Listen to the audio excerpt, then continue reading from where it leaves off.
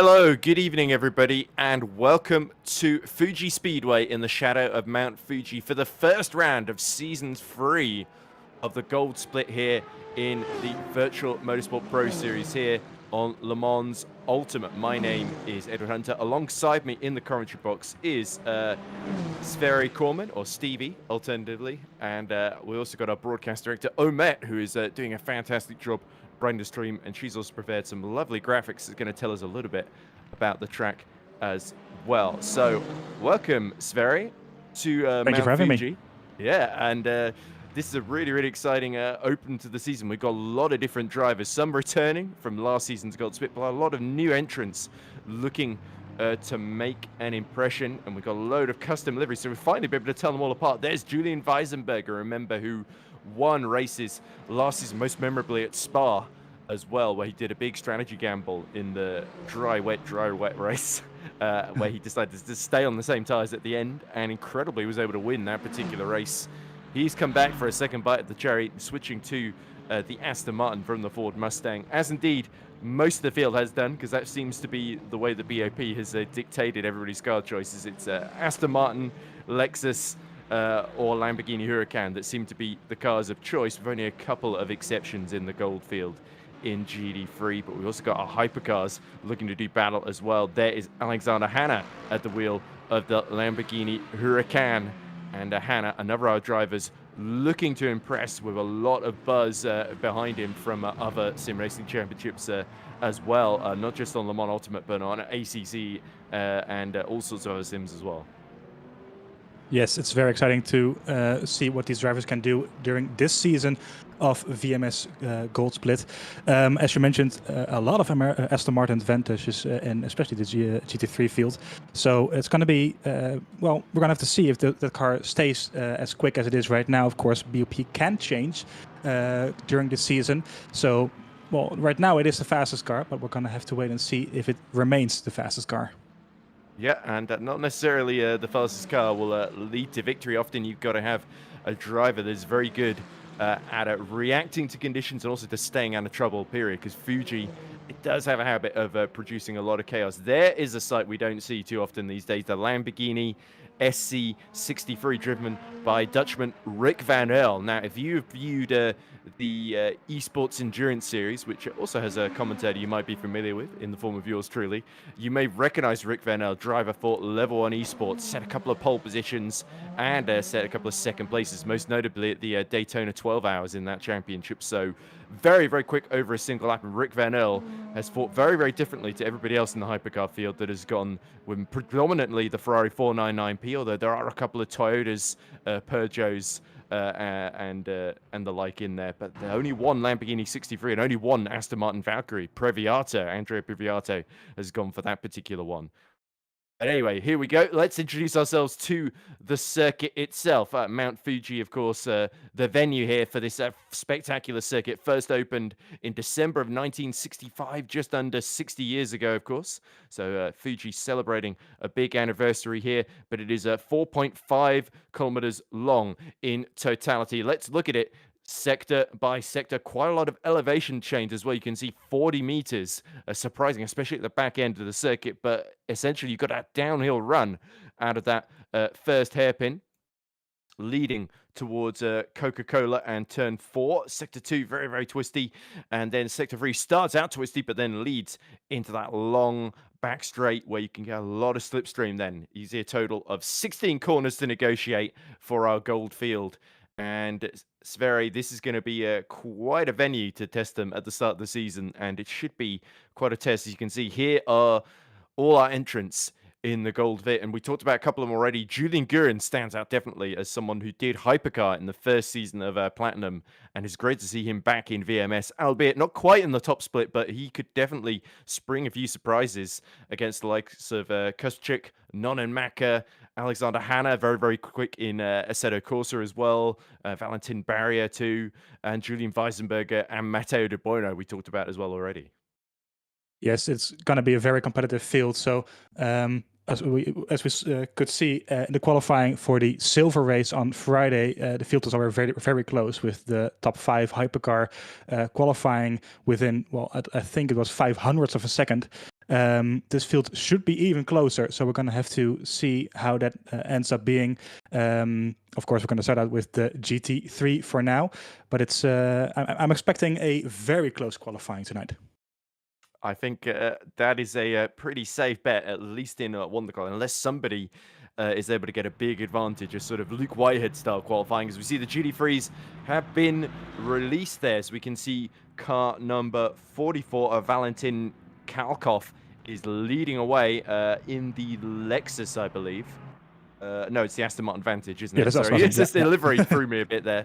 But yeah, the headlights are the dead giveaway that it is the Aston, and indeed the Swiss flag on the back of Kalkov's car, letting you know the nationality of the team and presumably the driver as well. The one disadvantage on the timing tower course is that it won't show the manufacturer with the custom livery. So we are going to have to rely on our eyes and not just on logos a lot more this season, Sverre. So you picked a great time to join.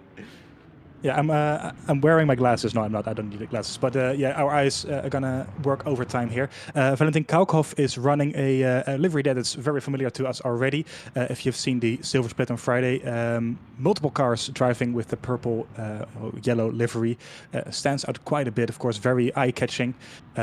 So they were quite fast during the race on Friday. So let's see what Valentin Kalkov can do this evening.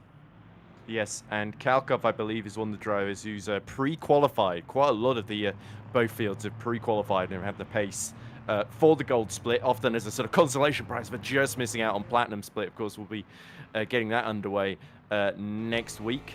But of course, a reminder of the format. The GT3s have been sent out with 25 minutes on the clock, of course. But at the 15-minute mark, GT3 qualifying will end, and then there's a 5-minute break until the hypercars are all sent out as well. As we see Kalkov starting his first flying lap, but there has been a little bit of trouble behind somebody on the outlap spinning. So of course it's not a private session, they're all on track at the same time, and so that is going to create a couple of obstacles for each other. So crucial to get a clean lap in, as always, as we see Kalkov taking plenty of curb on the entry at Coco before going for the long right-hander of 100R. And this is a great opportunity on board the front of the Aston. You see the peak, the snow-capped peak of Mount Fuji in the background there. Kalkov unsurprisingly sets the fastest first sector then as he negotiates turn 6, creatively titled just a hairpin, and now going uphill through 7, 8, and 9, 300R, before approaching the Dunlop, which leads to the chicane of 11 and 12. This is going to be a great overtaking opportunity come the race, Sverre. Yes, it is. Now entering the third sector of the circuit. Very tricky, very easy to lose the rear of the car here, as he sets a purple sector 2 as well. Not surprising, being the first one through there. Especially these corners here are very tricky to get right. A lot of drivers not really liking Fuji because of this sector, but it's once you do get it right, you can gain a lot of time, a lot of momentum here to set yourself up nicely for the back straight, which is very long indeed. Not the greatest of exits, bit of a wiggle on the rear end. So we're going to see what the first time is going to be. Don't expect the quickest lap times straight out of the box, of course. These tires need to warm up. They're not running with tire warmers in this series. So expect those times to come down drastically as he crosses the line with a 1:42.5, with Thomas already beating him with a 41.8 in front of him. Yeah, by quite some margin, 7 tenths there as Canton slots in between the pair of them. There is Jean-Baptiste Thomas, and is that the G League eSports livery with the yellow and black sort of half and half car? As we see Julian Gurin, as expected, one of our front runners in another Aston, going a second fastest, with Weisenberger just behind him as well. But yeah, Jean-Baptiste Thomas, the pace setter, the Frenchman in the G League eSports car. So he's in the same organization that runs Jules Neal, who you may recognize as driving the Alpine in the Platinum Split last season, although unfortunately he only really had one decent finish at Spa last season, did Jules Neal. But very, very quick, the Frenchman, and Jean-Baptiste Thomas showing the strength of the G League eSports organization, although you can actually see the Italian flag on the bottom of that car, so maybe that isn't actually the G League eSports livery, and it just looks a bit similar. Well, he is going very quick in Sector 1 and Sector 2 as well. 2 purple sectors here. So let's see if he can improve that. For now, provisional starting to hold him up, though. He is for sure is. This is not the sector you want to get stuck behind someone. Yeah, he seems to have lost quite a bit of time behind Kalkov. Let's see what it does for him across the line in just a few moments. Kaukov needs to find some pace here, of course. 8 tenths behind Thomas for now. Flashing the lights as well, signaling he wants to get past. Coming up towards the start-finish line. Let's see what he can do. Kaukov in front. Can he improve? We will find out in just a few seconds. It doesn't seem like it. And Baptiste not improving.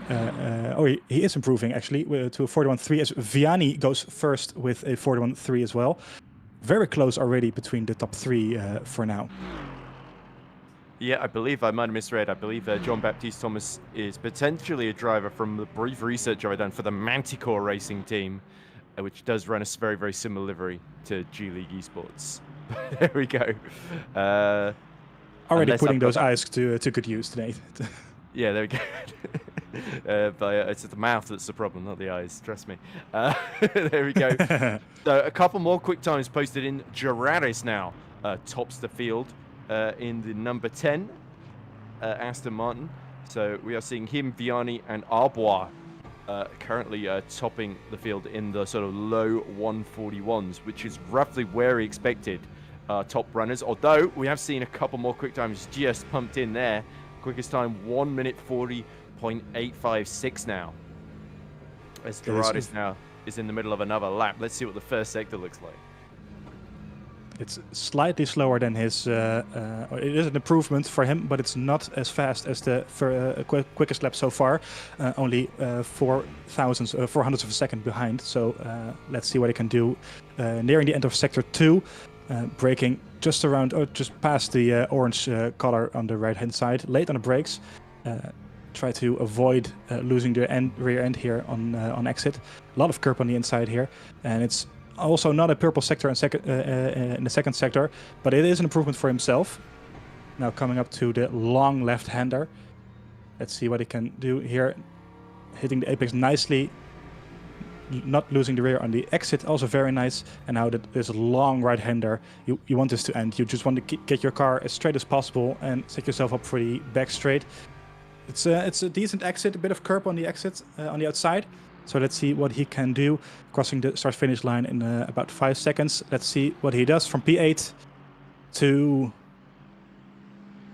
P4 with a 49. Hannah so far in Lamborghini, the only Lamborghini in the field, going quickest with a 40.8.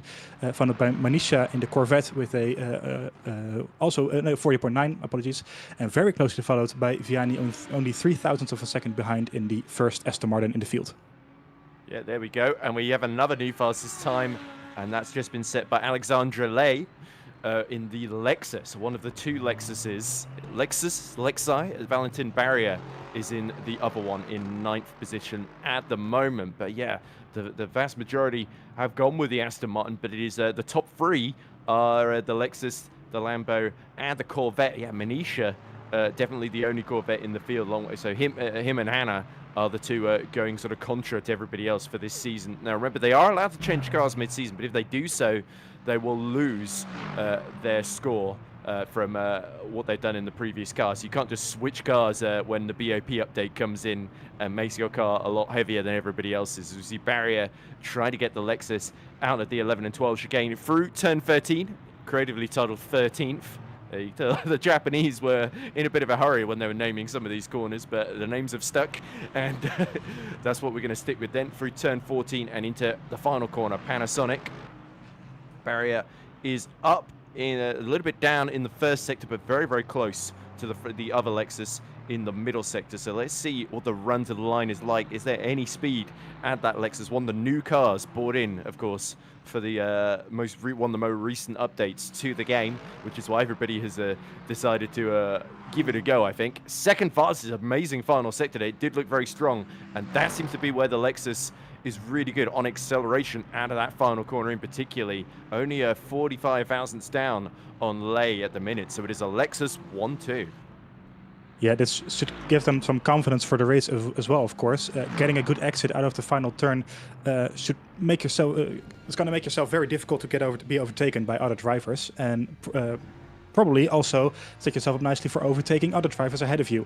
So if that final sector is anything to go by, then this is a good sign for both of the Lexus. Yes, there we go. I think both of the we'll just call them Lexus. Maybe it's a bit Let's like just stick with that. Yeah. yeah, as the plural is Alexander Lay. Well, that is his qualifying done because he's abandoned that lap, and we just passed the 15-minute mark. So checker flag is out now for our GD3 field. Barrier is not going any fastest, but he has been leapfrogged down to third in the order. So somebody has gone, you would assume, second fastest there. I believe that was Alexander Hanna in the Lamborghini.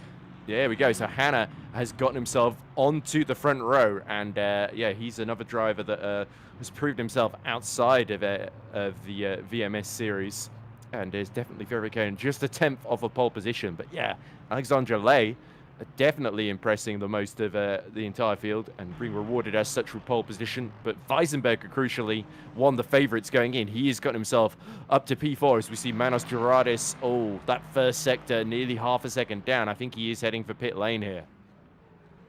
I think so too. So if this is anything to go by, picking the Aston Martin doesn't automatically mean that you're quickest in the session, because for now we have a Lexus on pole, followed by a Lamborghini, and followed by the second Lexus in the field. So personally, very surprising, although Kalkov is still running, but it's not a good sector at all. So I don't think, as he's parking up and heading back to the garage as well. So not trying to jinx anything, but I think that is a Lexus on pole, followed by the Lamborghini Huracan, and followed by the second Lexus in P3. Very surprising to me. Yeah, the big surprise for me, Maciej Kuschek, who was tipped by many to do well in the BMW, down in 15th behind Kalkov, and just ahead of Nonenmacher.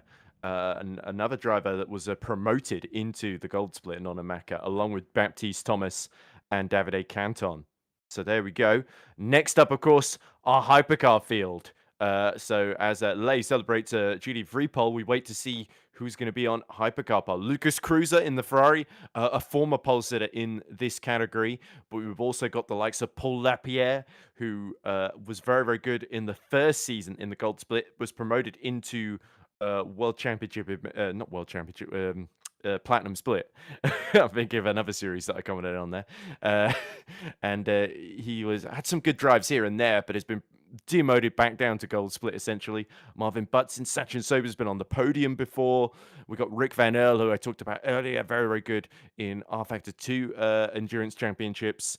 And then we got a couple of less well-known figures. Adam Zappler, also very, very competitive in the gold split. He had a great fight for victory with I forget the driver's name, but it was one of the other Ferraris at this venue, Fuji, in the gold split last season as well. So a lot of drivers that could potentially be ones to watch out for. But the big outliers are Previato in the Valkyrie, Brandon Geitz and Jonathan Price in the Peugeots, and of course Rick Van Earl in that Lamborghini. With I think Ulrich is also the only Toyota runner in this as well. Yeah, it's a Ferrari-dominated field. Oh no, Sobers is also in the Toyota. I apologize. There we go. So two Toyotas in the field. Yeah, like I said, it's a Ferrari-dominated field. Again, of course, the most popular and probably the fastest car in the game at this moment, but not guaranteed to stay that way, of course.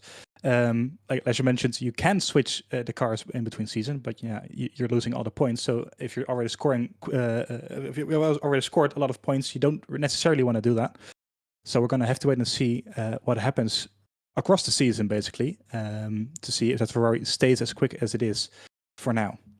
Yeah, what I thought was very, very interesting in Platinum Split, and not wanting to spoil too much there, but Yene Simic, of course, missed out in the Peugeot on the Platinum Split title to Fabio Grigoletto, who put together a brilliant season in the 499P. He has switched back to the BMW M Hybrid V8 that he used in the first season, and the same with Michi Hoyer, our Season 1 Platinum champion. He has done exactly the same, going back to the BMW M Hybrid V8. So, and a couple others in Platinum Split have also gone, like Sven Gielhed, who was fourth in the overall standings, and Arda Erchan, both of them going for the Cadillac. So the Daytona prototypes also see that. I think it comes down to handling preference sometimes at the end of the day. Like the Ferrari 499P might be the overall fastest and the sort of safer choice, but a couple of drivers just there's some people that you even told me, look, I went for the Valkyrie just because I like the sound it makes when you hit that throttle pedal.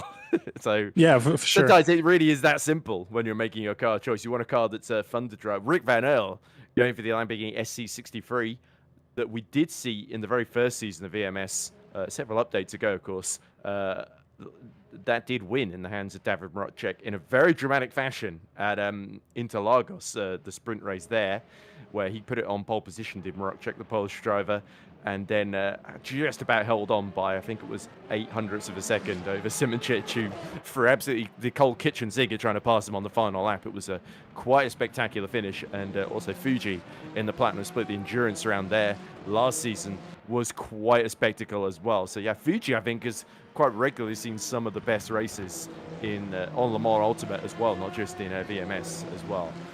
But anyway, the Hypercar field has been released into the fray, and they've got 10 minutes in which to outfox one another. So if memory serves, they were, I can't remember what pole time was in Gold Split last season. I don't have it on the top of my head either. Let me take a look for you. I think they are on average about 10 or 12 seconds faster than the GD3s. So we should be looking at sort of low 140s. I would say so, yeah. I think that's a realistic target time. I think we saw them do around 41s, 42s on race pace during practice earlier. So I would say low 40s, maybe even a 39 if someone has a trick up his sleeve to see what happens. But I'm going to double check that before we're saying anything that isn't true. Yeah, and there is Paul Lepere, by the way, in what is very, very clearly a G League eSports car because it's got the correct sponsors on it. So Paul Lepere, of course, who it's always a bit tough to tell when they were all in the default liveries who was in which team or whatever.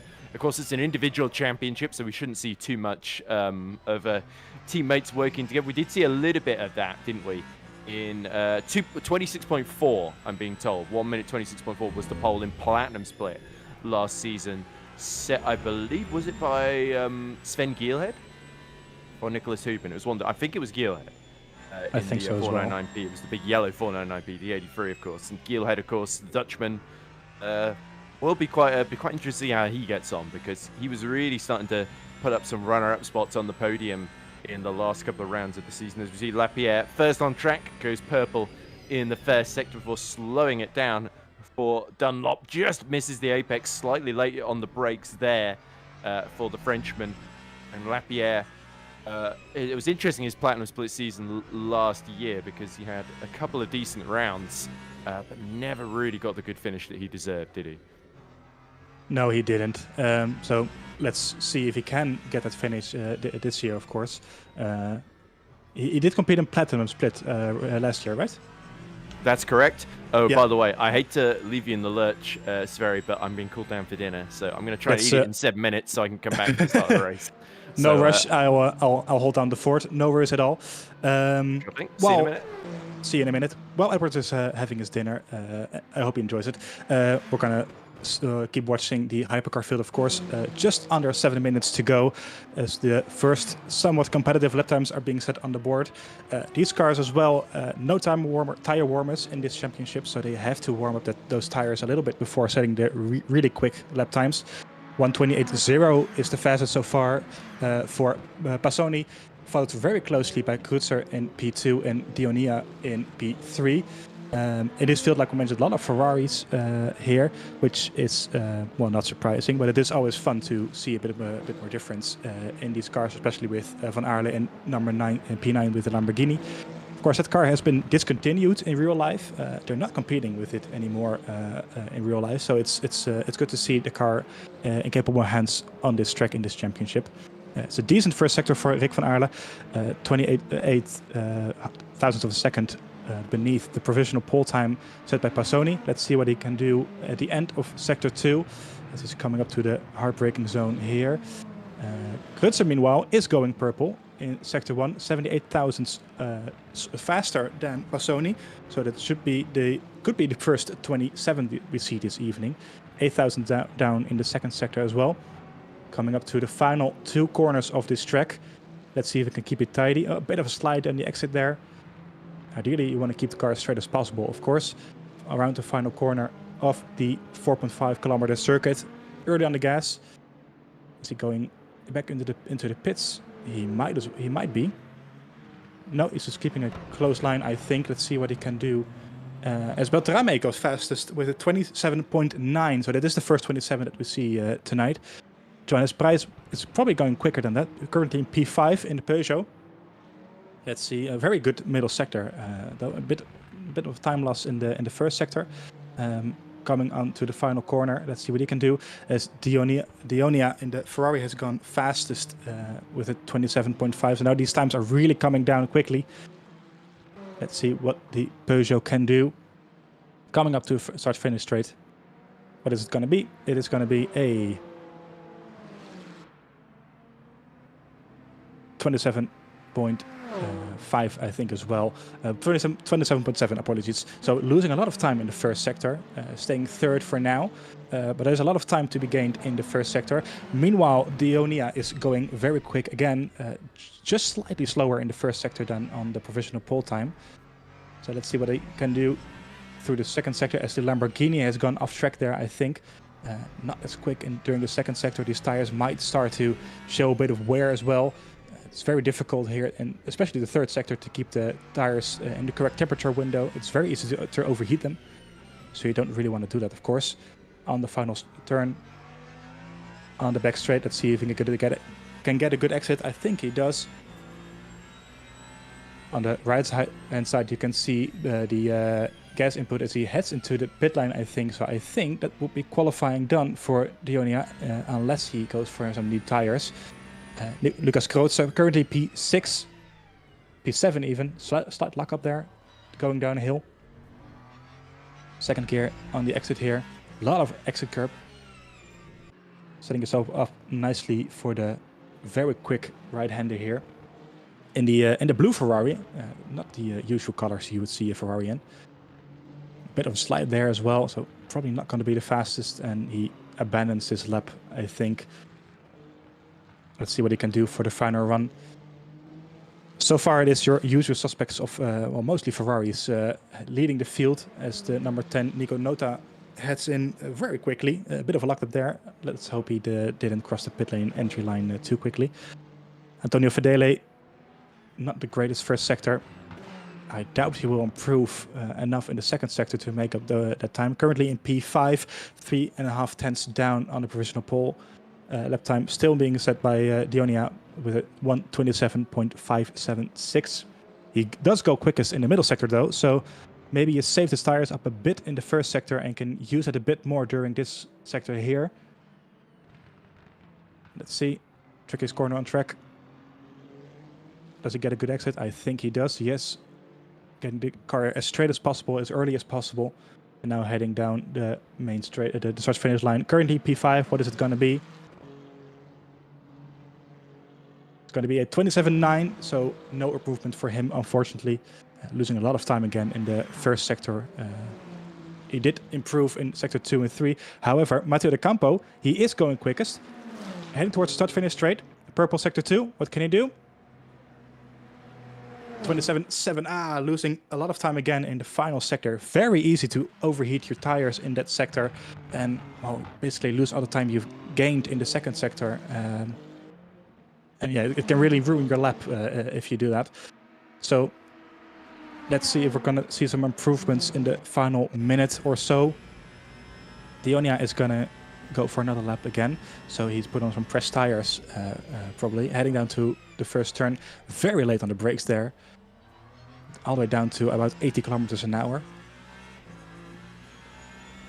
Very quick left-hander coming up here. Braking is late. That's about 60 meters. There you go. Chuck it again in nicely. A lot of exit curb there. This left-hander very... Ooh, you can hear the tires squeal a bit there. This is the sector where you can really already overheat your tires coming into the third sector. So this is, and it's not very quick either. The first sector, 3 tenths down on his own time. With the Lamborghini in front, it's also not helping, of course, can be very distracting. And dirty air, of course, can really slow you down there. A lot of curb there. You don't really want to touch that inside curb. Not the cleanest of laps from him, as he does go purple again in sector 2. Question is, of course, did he overcook his tires a bit too much there? That Lamborghini is not helping him. Even if it's not actively holding him up. It's still very distracting. Oh, yeah, almost contact there into the final turn. That's not helping him at all for this final run. However, the slipstream does help him a bit, so let's see what he can do. I doubt it will be an improvement. As the checkered flag is out, Dionia going over the line with a 27.9, so not quicker than his pole lap so far. So a bit of an anticlimactic last couple of minutes of this session. So far it's Dionia on pole with Passoni in second, also in the Ferrari, I do believe. Let's see if that is correct. Have my list up to date. It should be, yes, and Price in third in the Peugeot, actually. So it's a Peugeot P3 at the moment. Nicolas Ulrich in the purple Toyota, one of 2 Toyotas in the field this evening. P15 for now, 5 tenths down in the first sector. However, it is a personal improvement. Currently 1 second off the pace, so let's see what he can do heading in this final lap. 3 tenths down in the second sector, also another personal improvement. So let's see what he can do in those final turns. Can he keep the tires in the correct window? Can he keep the car in the correct window? Coming down the final turn on the long back straight in the 999 purple Toyota. Let's see what he can do. Currently at 28.5, and he goes to a 28.8, so no improvement from him, sadly, either. So that is going to be Dionia on pole with a 27.5, followed by Passoni in the second Ferrari, 1.5 tenths down, followed closely by Price in the first of the 2 Peugeots, actually. Yes, the other one is Brendan Geitz, all the way down in P14, I believe it was. So it is Ferrari on pole, no surprises there, but followed closely by a Peugeot. So let's see what he can do in the Peugeot during the race, Brendan Geitz. Toyota maybe it's a bit disappointing all the way down in 15th. So hopefully he can do a bit more in the race as well. So there it is. That's qualifying done for the first race of VMS Gold Split for this season here at Fuji. Let's take a look at the starting order. Dionia and Paul with the Ferrari, followed closely by Leonardo Passoni in the second Ferrari. Johannes Price in the Peugeot, Matteo De Campo in P4 in the Ferrari. P5 is for Lucas Krootze in the Ferrari, followed by Paul Lapierre in the another Ferrari, P6. Matteo Bassan, P7, Antonio Fedele, P8. Then Brendan Geitz in the second Peugeot, P9 actually, apologies. Marco Beltram in P10. Moritz Ulrich in P11, followed by Nico Notta in P12. Adam Xopper in P13, followed by Rick van Aarle in number 14 with the Lamborghini. Hopefully he can do a bit more in the race with that car. Nicolas Ulrich P15, followed by Andrea Previato in the Aston Martin Valkyrie P16. Olivier Demolien in P17, followed by Alexander Ley in P18. The first of the GT3s, him getting pole position there, followed by Alexander Hanna in the Lamborghini. Valentin Barrier in P20 with the second Lexus. Julian Weisenberg in the first Aston Martin. Artyom Manisha in the Corvette. Nico Viani in the Aston Martin. Giacomo Mattarese in the Aston Martin. Then we go to Manos Gerardis in the Aston Martin. Clement Arbois in P26. Jean-Baptiste Thomas, P27. Matteo Di Bueno, P28. Both in the Aston Martin. Belcher Neto in P29. Julien Guerin in P30. Heading to the final rows of the grid today. Valentin Kalkhoff, P31. Mathieu Karpsic in P32. Apologies for terrible pronunciation there. Erik Nonnemacher in P33. Davide Canto in P34. Marco Galetti, P35. And Hugo Perol, P36. And I think that is the final row of the grid tonight. Qualifying is set. Let's wait for the race to start in, I think, just a couple of minutes. Yeah, I think mostly well done. It's I think it's pronounced Maciej Kuspczyk, is what I was told. Okay, I'll have to work on that. I remember there was a race at Sebring a season or 2 ago where I got very sternly told off by someone in the comments for getting Kuspczyk's last name wrong. I do apologize. I will practice for the next race. I promise. Oh, no, I'm not telling you off. I'm just saying, we got. No, I'm just covering my own for the for the comments. Yeah, we'll get ahead of that. We'll get ahead of the criticism before it happens. But a couple of interesting comments. Thomas Boville says, I hope there'll be French casting. It would be nice for non-English. Or I could sprinkle a couple of French words in there. I went to France this summer. Does that count? Maybe. Are you making more of an effort maybe. than I am? But Pranav Kalevala says, cheering for Alexander Hanna and Maciej Kospchik today. Get 'em, boys. And Ramucho 777 says, let's go Opalite. And a couple more comments of similar effect as well. So yeah, this will be interesting. Of course, lay on pole in GD3s, but it was it Passoni in second, and then who was on pole in Hypercar again? It was the Giuseppe Di Noia, wasn't it? I do believe it was, yes. So there we go. Just because I was half watching it while getting an interrogation from my family over dinner. So I sort of saw Di Noia was on top, but I wasn't sure if he stayed there or not. But there you can see the Lamborghini of Lay about to lead the pack away. But Hanna will be a big threat to him. And indeed, Passoni and Price in the Peugeot.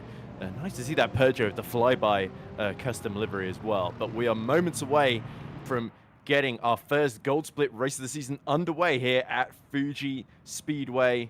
And you can see the land of the rising sun, the early morning sun, giving a lovely sheen over all of our 36 car field. Then green flag is moments away, but it's such a long straight. I never know exactly when the go point is. It's right now.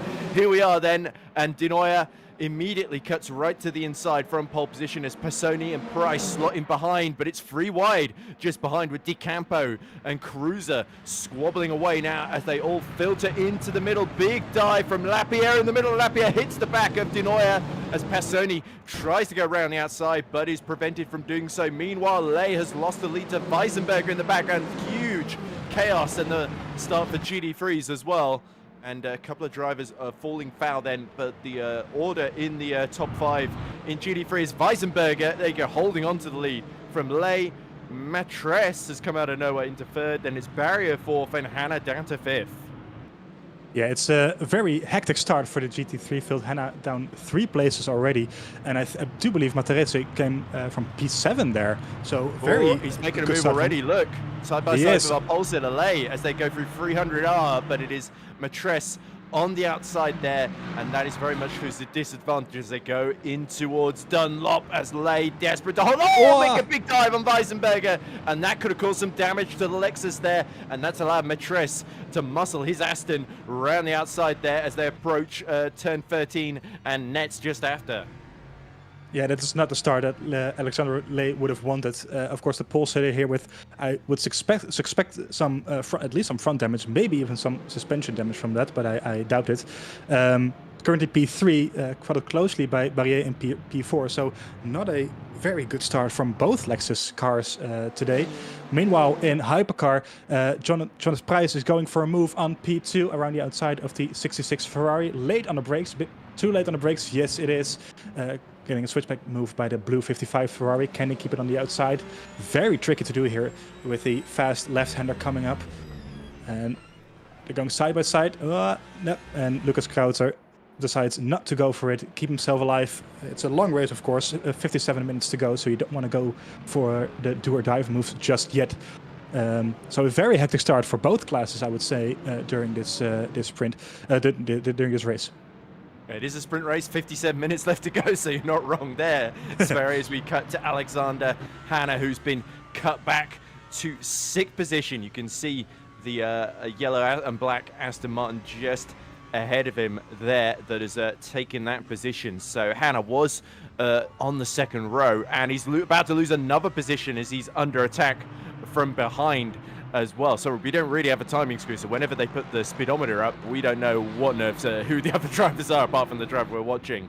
But there you see Hanna with Thomas now ahead, and a pair of Aston Martins buzzing all over the back of him as they all try and go too wide behind in the battle for P7. It's Clement Arboy and Jean-Baptiste Thomas that are now disputing. It's Arboy on the inside, Baptiste Thomas trying to go the long way round, and that could open the door for the purple Aston of that's What's his name? I'm gonna get Number 44 it is, so that's Valentin Kalkov actually.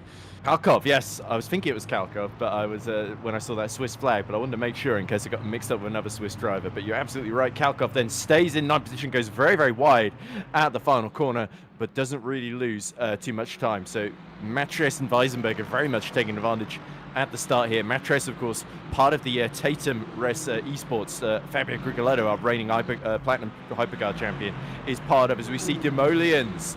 Oh dear, it's already been a tough start to the year, the season for Demolians, because he's in the pit lane as we're bearing free wide into turn one between, I think, is that Kustrick just trying to muzzle the BMW up the field then from 15th on the grid. He's gained 3 spots, but look at Julian Gurin, not about to take that sitting down. He's going to try and go the long way round through Coca-Cola. Yeah, very tricky stuff here. A lot of people trying to make up some places here in the beginning of the race. Gaps are still quite close. The biggest gap I can see right now is only 0.6 of a second. So a lot of cars have still a very close proximity of one another. Very easy to make mistakes, of course, braking just a bit too late and hitting the rear of the car in front. Alexander Hanna is creating a bit of a gap for them as we speak. Tough start. I think that the Lamborghini is just a bit yeah, didn't warm up. Oh, and it's a dive bomb for Kalkov actually. Oh, bit of contact there. Can he go around the outside of P8? That is De Bueno, I do believe. It looks like he's managed to get the move done in the 44 Aston Martin. That's a very nice move from him. Deep dive bomb there on the in the braking zone. So that's a very nice move by Valentin Kalkov in the Aston Martin. Yeah, and of course Matteo De Bueno is the brother, I believe, the younger brother of Marco De Bueno, who of course is our race winner in the Platinum split. But yeah, De Bueno there, I think, had briefly gotten past Kalkov and then got repassed just going into Dunlop and the chicane. So yeah, De Bueno though will be looking to get his own back down the straights as they try and catch up to that top 7 battle. While we've been watching this, by the way, Cruiser is up to 3rd. So it looks like Price has made a couple of mistakes. Johannes Price, we see a move going on there between Weisenberger and Ley, duking it out. The 2 Lexuses now have been bumped down to 3rd and 4th, unless Ley can dive up the inside into Coca-Cola to get back past Weisenberger as they keep swapping positions, and all this squabbling is allowing Thomas and Hannah to get back in the mix here.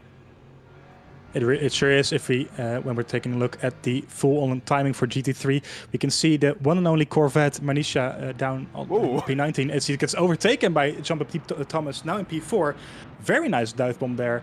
Not a move you would usually, of a place you would usually expect a move to happen, but now he can come back at him here in the hard braking zone. Does he go for a move? No, he doesn't. Change of lead in Hypercar. Passoni steals it from De Nooijer, and De Nooijer is fighting back, I believe, just on the exit of turn 1 there. Look at Lucas Cruiser. I do think Cruiser, who has had a great qualifying performance, is not quite at the greatest race finishing record in the gold split, is now really pacing himself well. And Cruiser in that number 55 blue and black Ferrari 499P is closing on the multiple liveries 499Ps ahead of him. All the top 4 in 499Ps, with Price the only exception in that Peugeot, trying to hold back Bessan.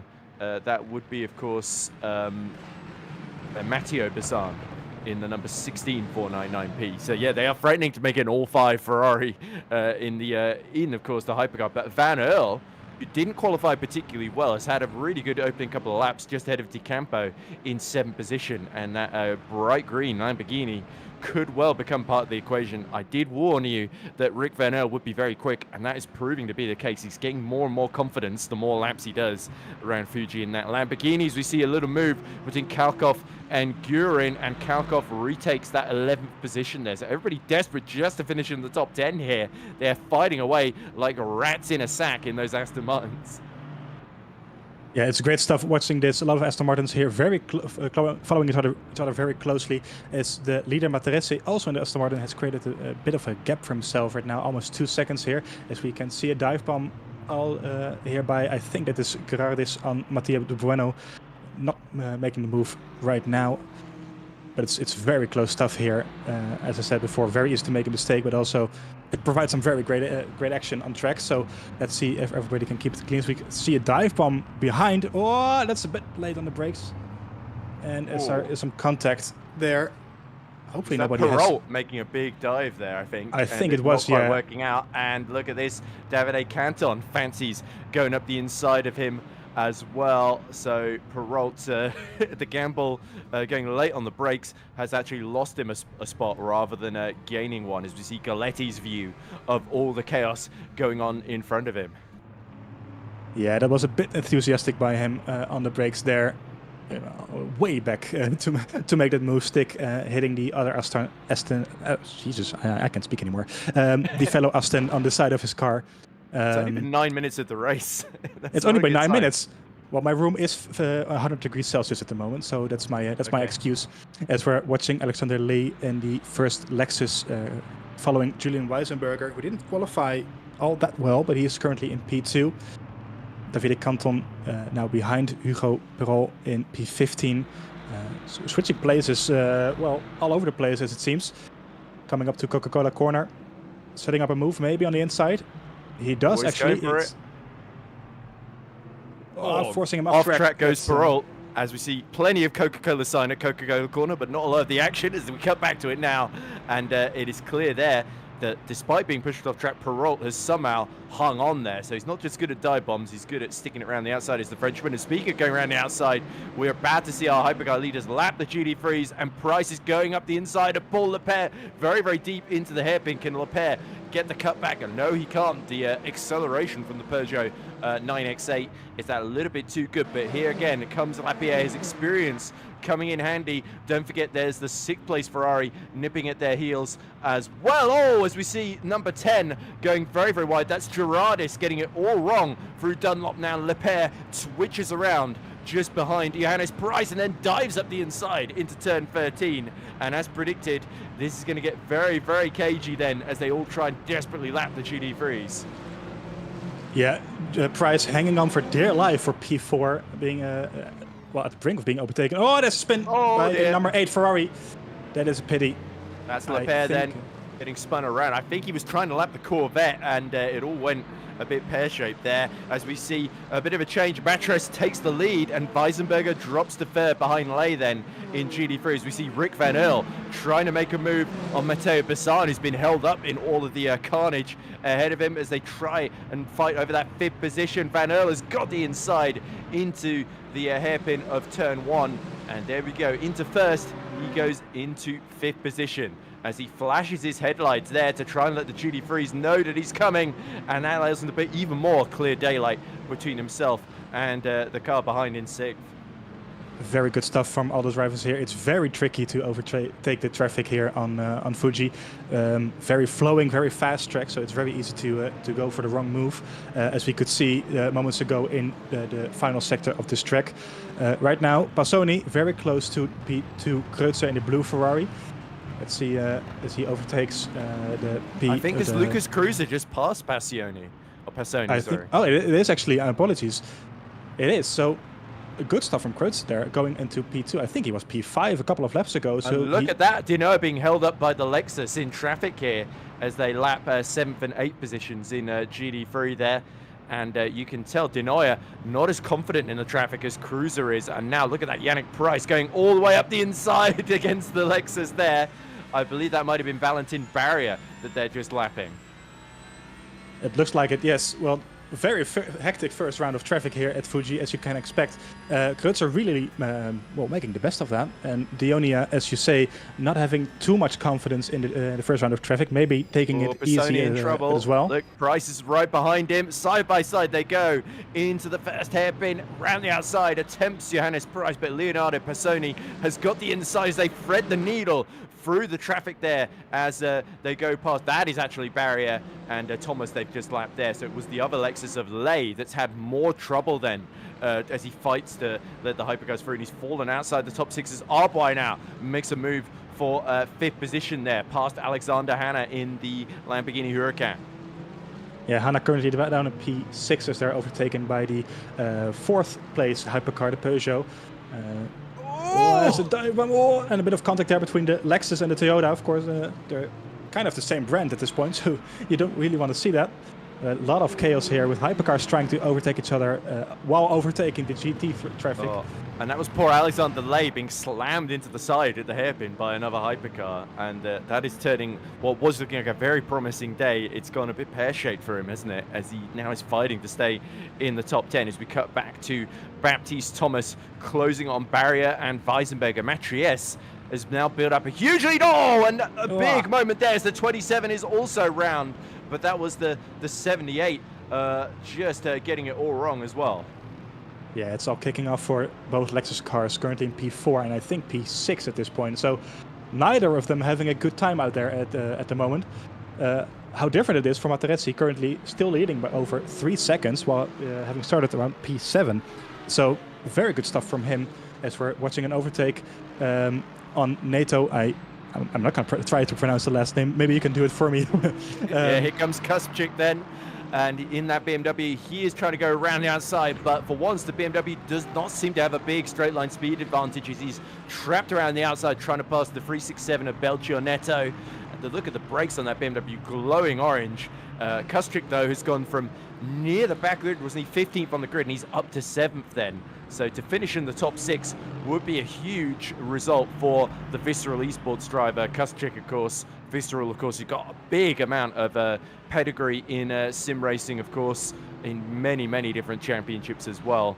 A friend of mine will go on. We're seeing a battle for the lead in Hypercar with Kreutzer and Pazzoni very closely to one another just moments ago. Currently back to 0.5 of a second, but it's very much kicking off for the lead in the Hypercar class with Van Aerle in the Lamborghini following closely in P5. So a lot of position changes going on there as well. Yeah, there we go. So Price does finally pick off Pisoni and get onto the podium in that Peugeot. But he's got Cruiser and Denoyer. Denoyer, whenever they've not been in traffic, Denoyer has looked the slightly faster of all of them. But look behind, Van Earl is under attack in the background. Who is that trying to go around the outside of him into the first corner? Will they be successful as we watch Passoni again having another attempt to go over? It's Bassan in the Tatum Restec. He's got the inside on exit, but it will be Van Earl that has the inside into Coca-Cola there. Tries to force Bassan right to the exterior. Bassan tries to cut underneath. There's another Ferrari trying to get involved in this as well. It's the number 51 in 7th position, of course, and that would be Mattia Di Campo, I think. Try to go up, but up the inside goes Bassan into the hairpin. Van Earl again, desperately trying to get the traction in that Lamborghini, and he can see 6th position about to slip through his fingers if he's not careful, but luckily he does have the inside. He is doing all the right things defensively here. Again, cuts back to the inside, late on the brakes into the hairpin. Will the number 63 be vulnerable on exit? They bang wheels there, they tangle. Oh dear, and Di Campo is going to go clean around the outside for not one, but almost 2 of them as well. Van Earl just about holding on at the present moment, but what a crazy battle this is. Di Campo almost getting squeezed by Van Earl again. And some great defensive driving by Van Earl as he goes off track there. Oh, that's not what you want to do there. Currently on the inside of the final corner. It's not ideally for your run on this back straight. So let's see if he can hold on to these positions. Currently being hounded by multiple cars, I believe all the way up to P9 or P10 right behind him. So let's see if he can keep up with those cars who are on paper a lot quicker than him, trying to break the slipstream to the guy behind. Is he going to cover up the inside? I don't think he is. Back to the racing line, but he stays ahead for now. Bit of a wiggle on the brakes as there is almost contact on the inside there. And now Bassan is on the inside of Di Campo, heading towards Coca-Cola, but I think he chooses to back out for now.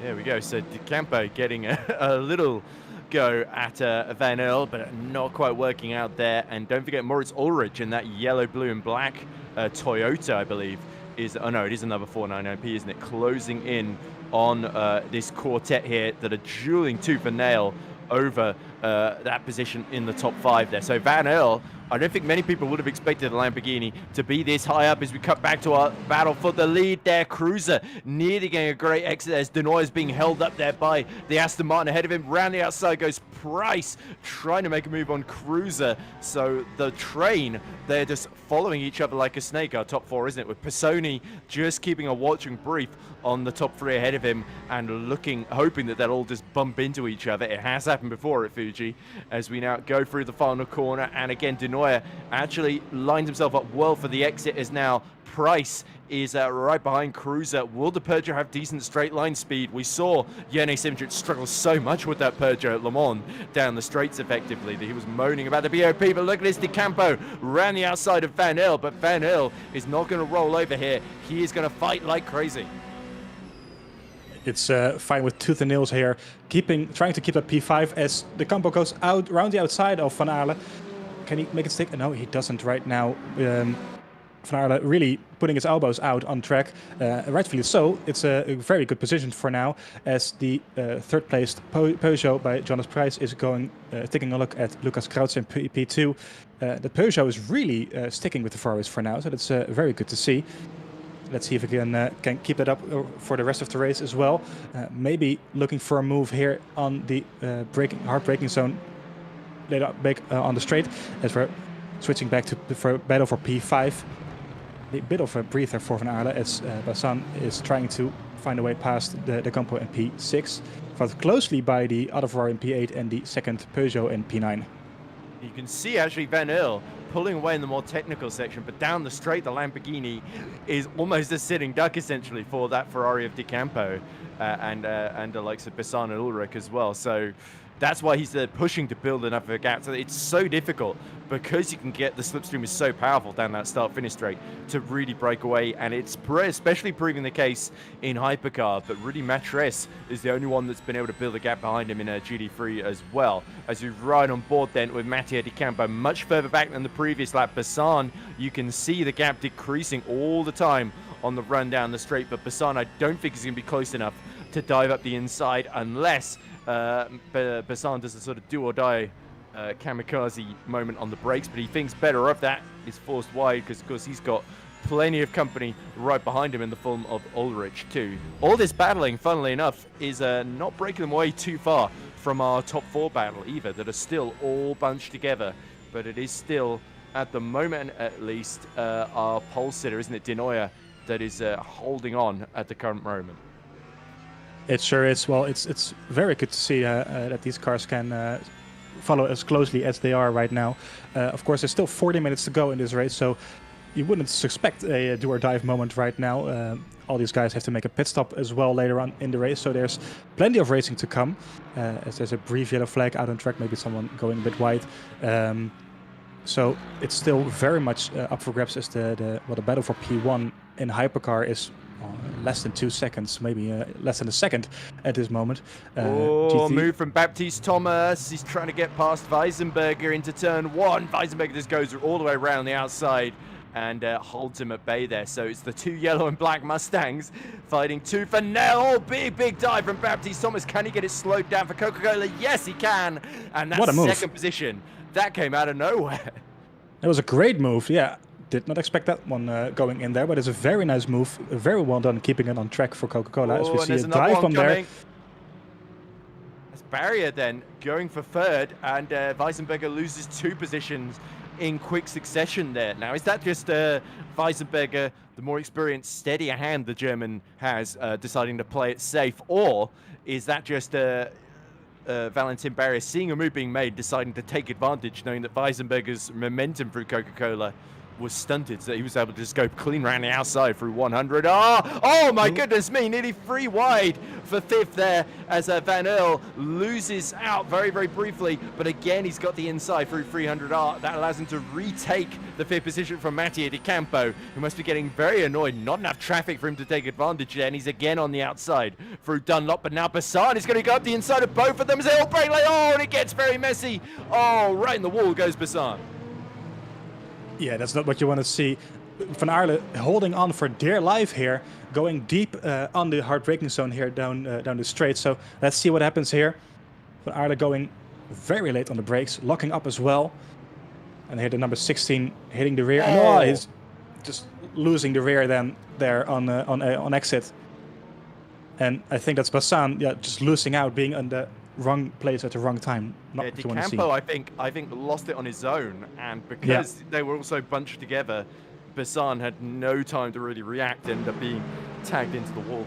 So that's Meanwhile, one car down, but Van Hill, the problems don't end for him because now Ulrich has been freed up, 2 cars out of the equation in front of him. Now he has a clean run at 5th position, and he nearly gets a brilliant run as they go down towards Coca-Cola. He's going to be a little bit too far back around the outside there, and Van Hill continues to defend like crazy. So I think if you look at the gap there, 3.7 seconds between himself and Pisoni. Denoy, though, has lost the lead to Cruiser, interestingly, so there must have been a move happening there. You can see Cruiser ahead as they lap more of the GD3 traffic, and Johannes Price now fancies to go our pole sitter.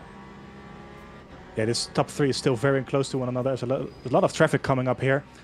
Let's see who can take advantage. Oh, almost 3 wide there. That's not a corner you want to go 3 wide in. As the Peugeot also makes his way around there very nicely. P4 is actually being held up quite a lot there. Pisoni, who I believe started in P2. Yes, he did. That's not a race he would have wanted so far. As Krutzer came from all the way, I think, of P5. So that's a very nice stuff from him so far. And look how much time they've all lost in that. Yeah, Pisoni has lost about 1.7 seconds, and more than that actually to Van Earl behind. So there we go. Van Earl, just by surviving and holding on here, has slowly starting to crawl his way back into the mix here. So, but Ulrich, and don't forget Di Campo is still just in touching distance as well. Could be a factor here. So the fighting is just going to continue right the way through, as we're nearly halfway through the race now until that first set of pit stops. Is that Bassan going slowly on the inside there? It is actually, yes, in the number currently 15th. So it is the number 16 Ferrari. That's him coming Let's out see the what pits happened here. for repairs. Just going slowly, I think, to let some of the traffic by. But it does mean he is a lap down indeed. That's, well, for him pretty much out of the race, unfortunately, and by, well, no means of his own. So that's a shame, as we see him move there for P10, I think, with the Valkyrie. No, that's, I'm sorry, that is still a Ferrari.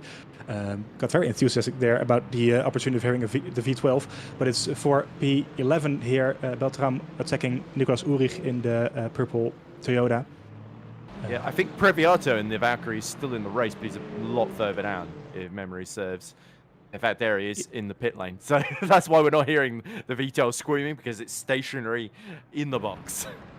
That makes a lot of sense. Yeah, he's probably going for an early pit stop here, trying to undercut the rest of the field. Of course, all these guys do have to make a pit stop. It's a very short stop.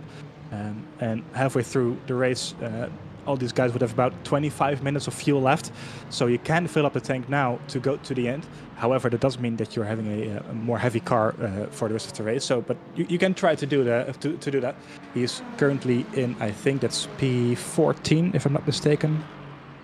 Oh, look at this, the virtual energy. So you can see Cruiser has used 4% more than Denoyer, our pole sitter, but Van Earl on 26%. He's used a lot to try and defend in that in the Lamborghini ST63.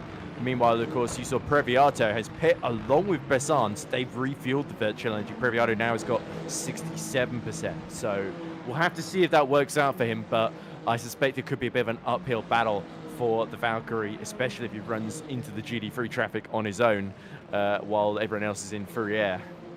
Yeah, I'm surprised to see 26% with Van Aerle's name, because I would have imagined that he filled up the tank before the start of the race. But maybe not. Maybe he chose to go with a lighter car, which could explain the amount of places that he's made up so far. But that does also mean that he has a longer stop to go.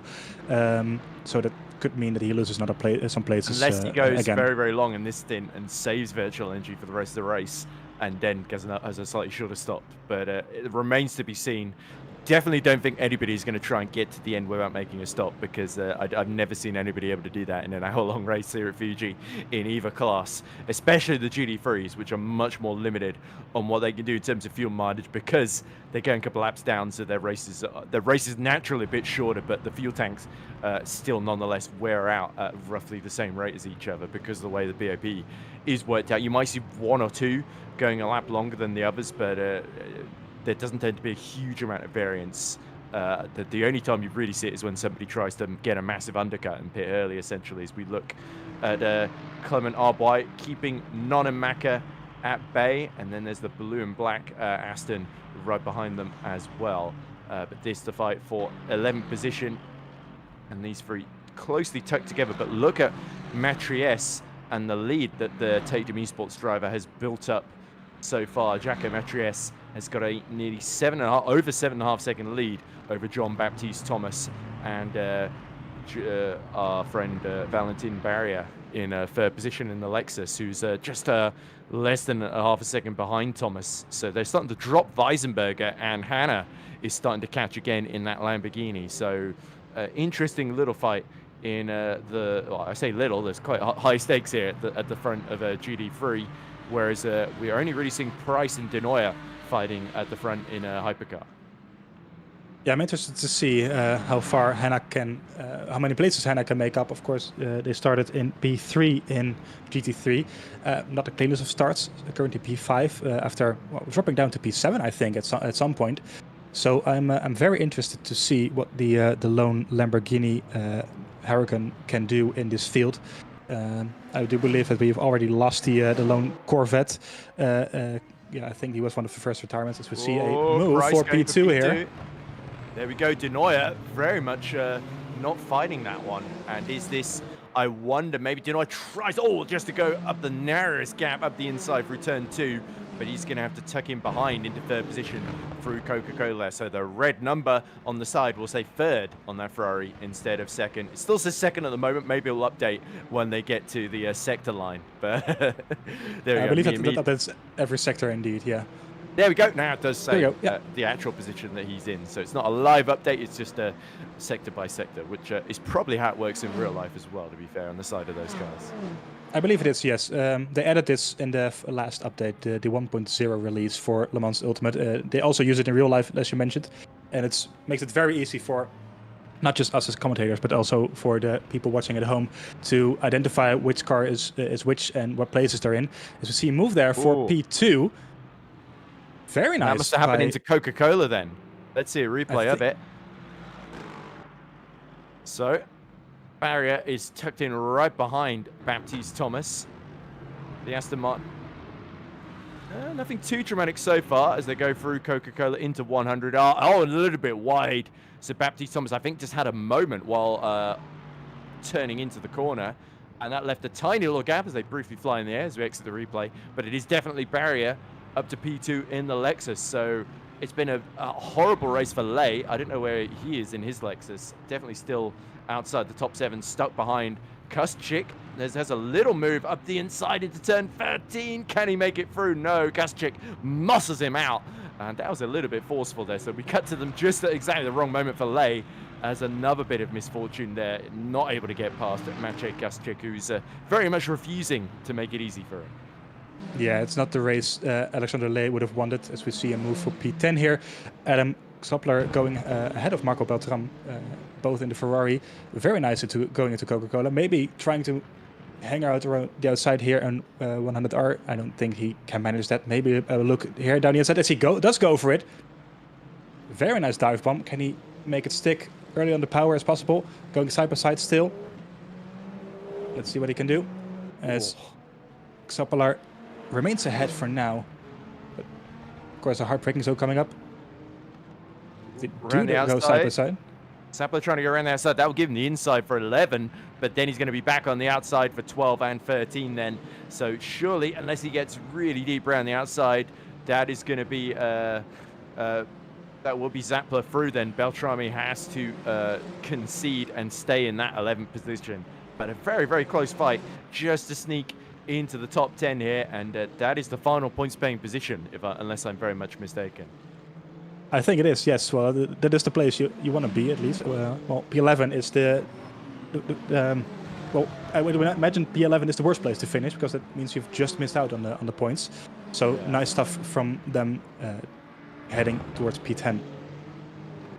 Yeah, and we've not seen a whole lot of him, but we should absolutely praise the job that Jacko Matries has been doing. 9 seconds ahead of Barrier, but look at this, Zapler and Beltrami, they're not done fighting yet in those two Ferraris. Adam Zapler, another Tatum eSports driver, but yeah, Beltrami, no, it's Beltrami who's Tatum eSports, isn't it? Zapler is just in a regular black livery there, but round the outside through 100R goes Beltrami, and he really had to be confident to pull that one off there, but now he's got to pull away before Zapler can take advantage of the slipstream here.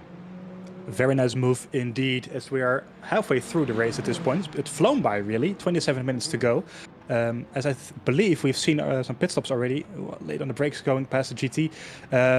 These two guys currently fighting for P9 at the moment, so I do believe we've seen some pit stops in the Hypercar field already. Gaps are forming a bit more. We've seen a bit more gaps between the cars. Currently, a second between Kreutzer and P1 and Price in P2. Then almost 3 seconds to P3. So taking a look at the whole field. The Campo stopped and it's come out in 12th position, I think.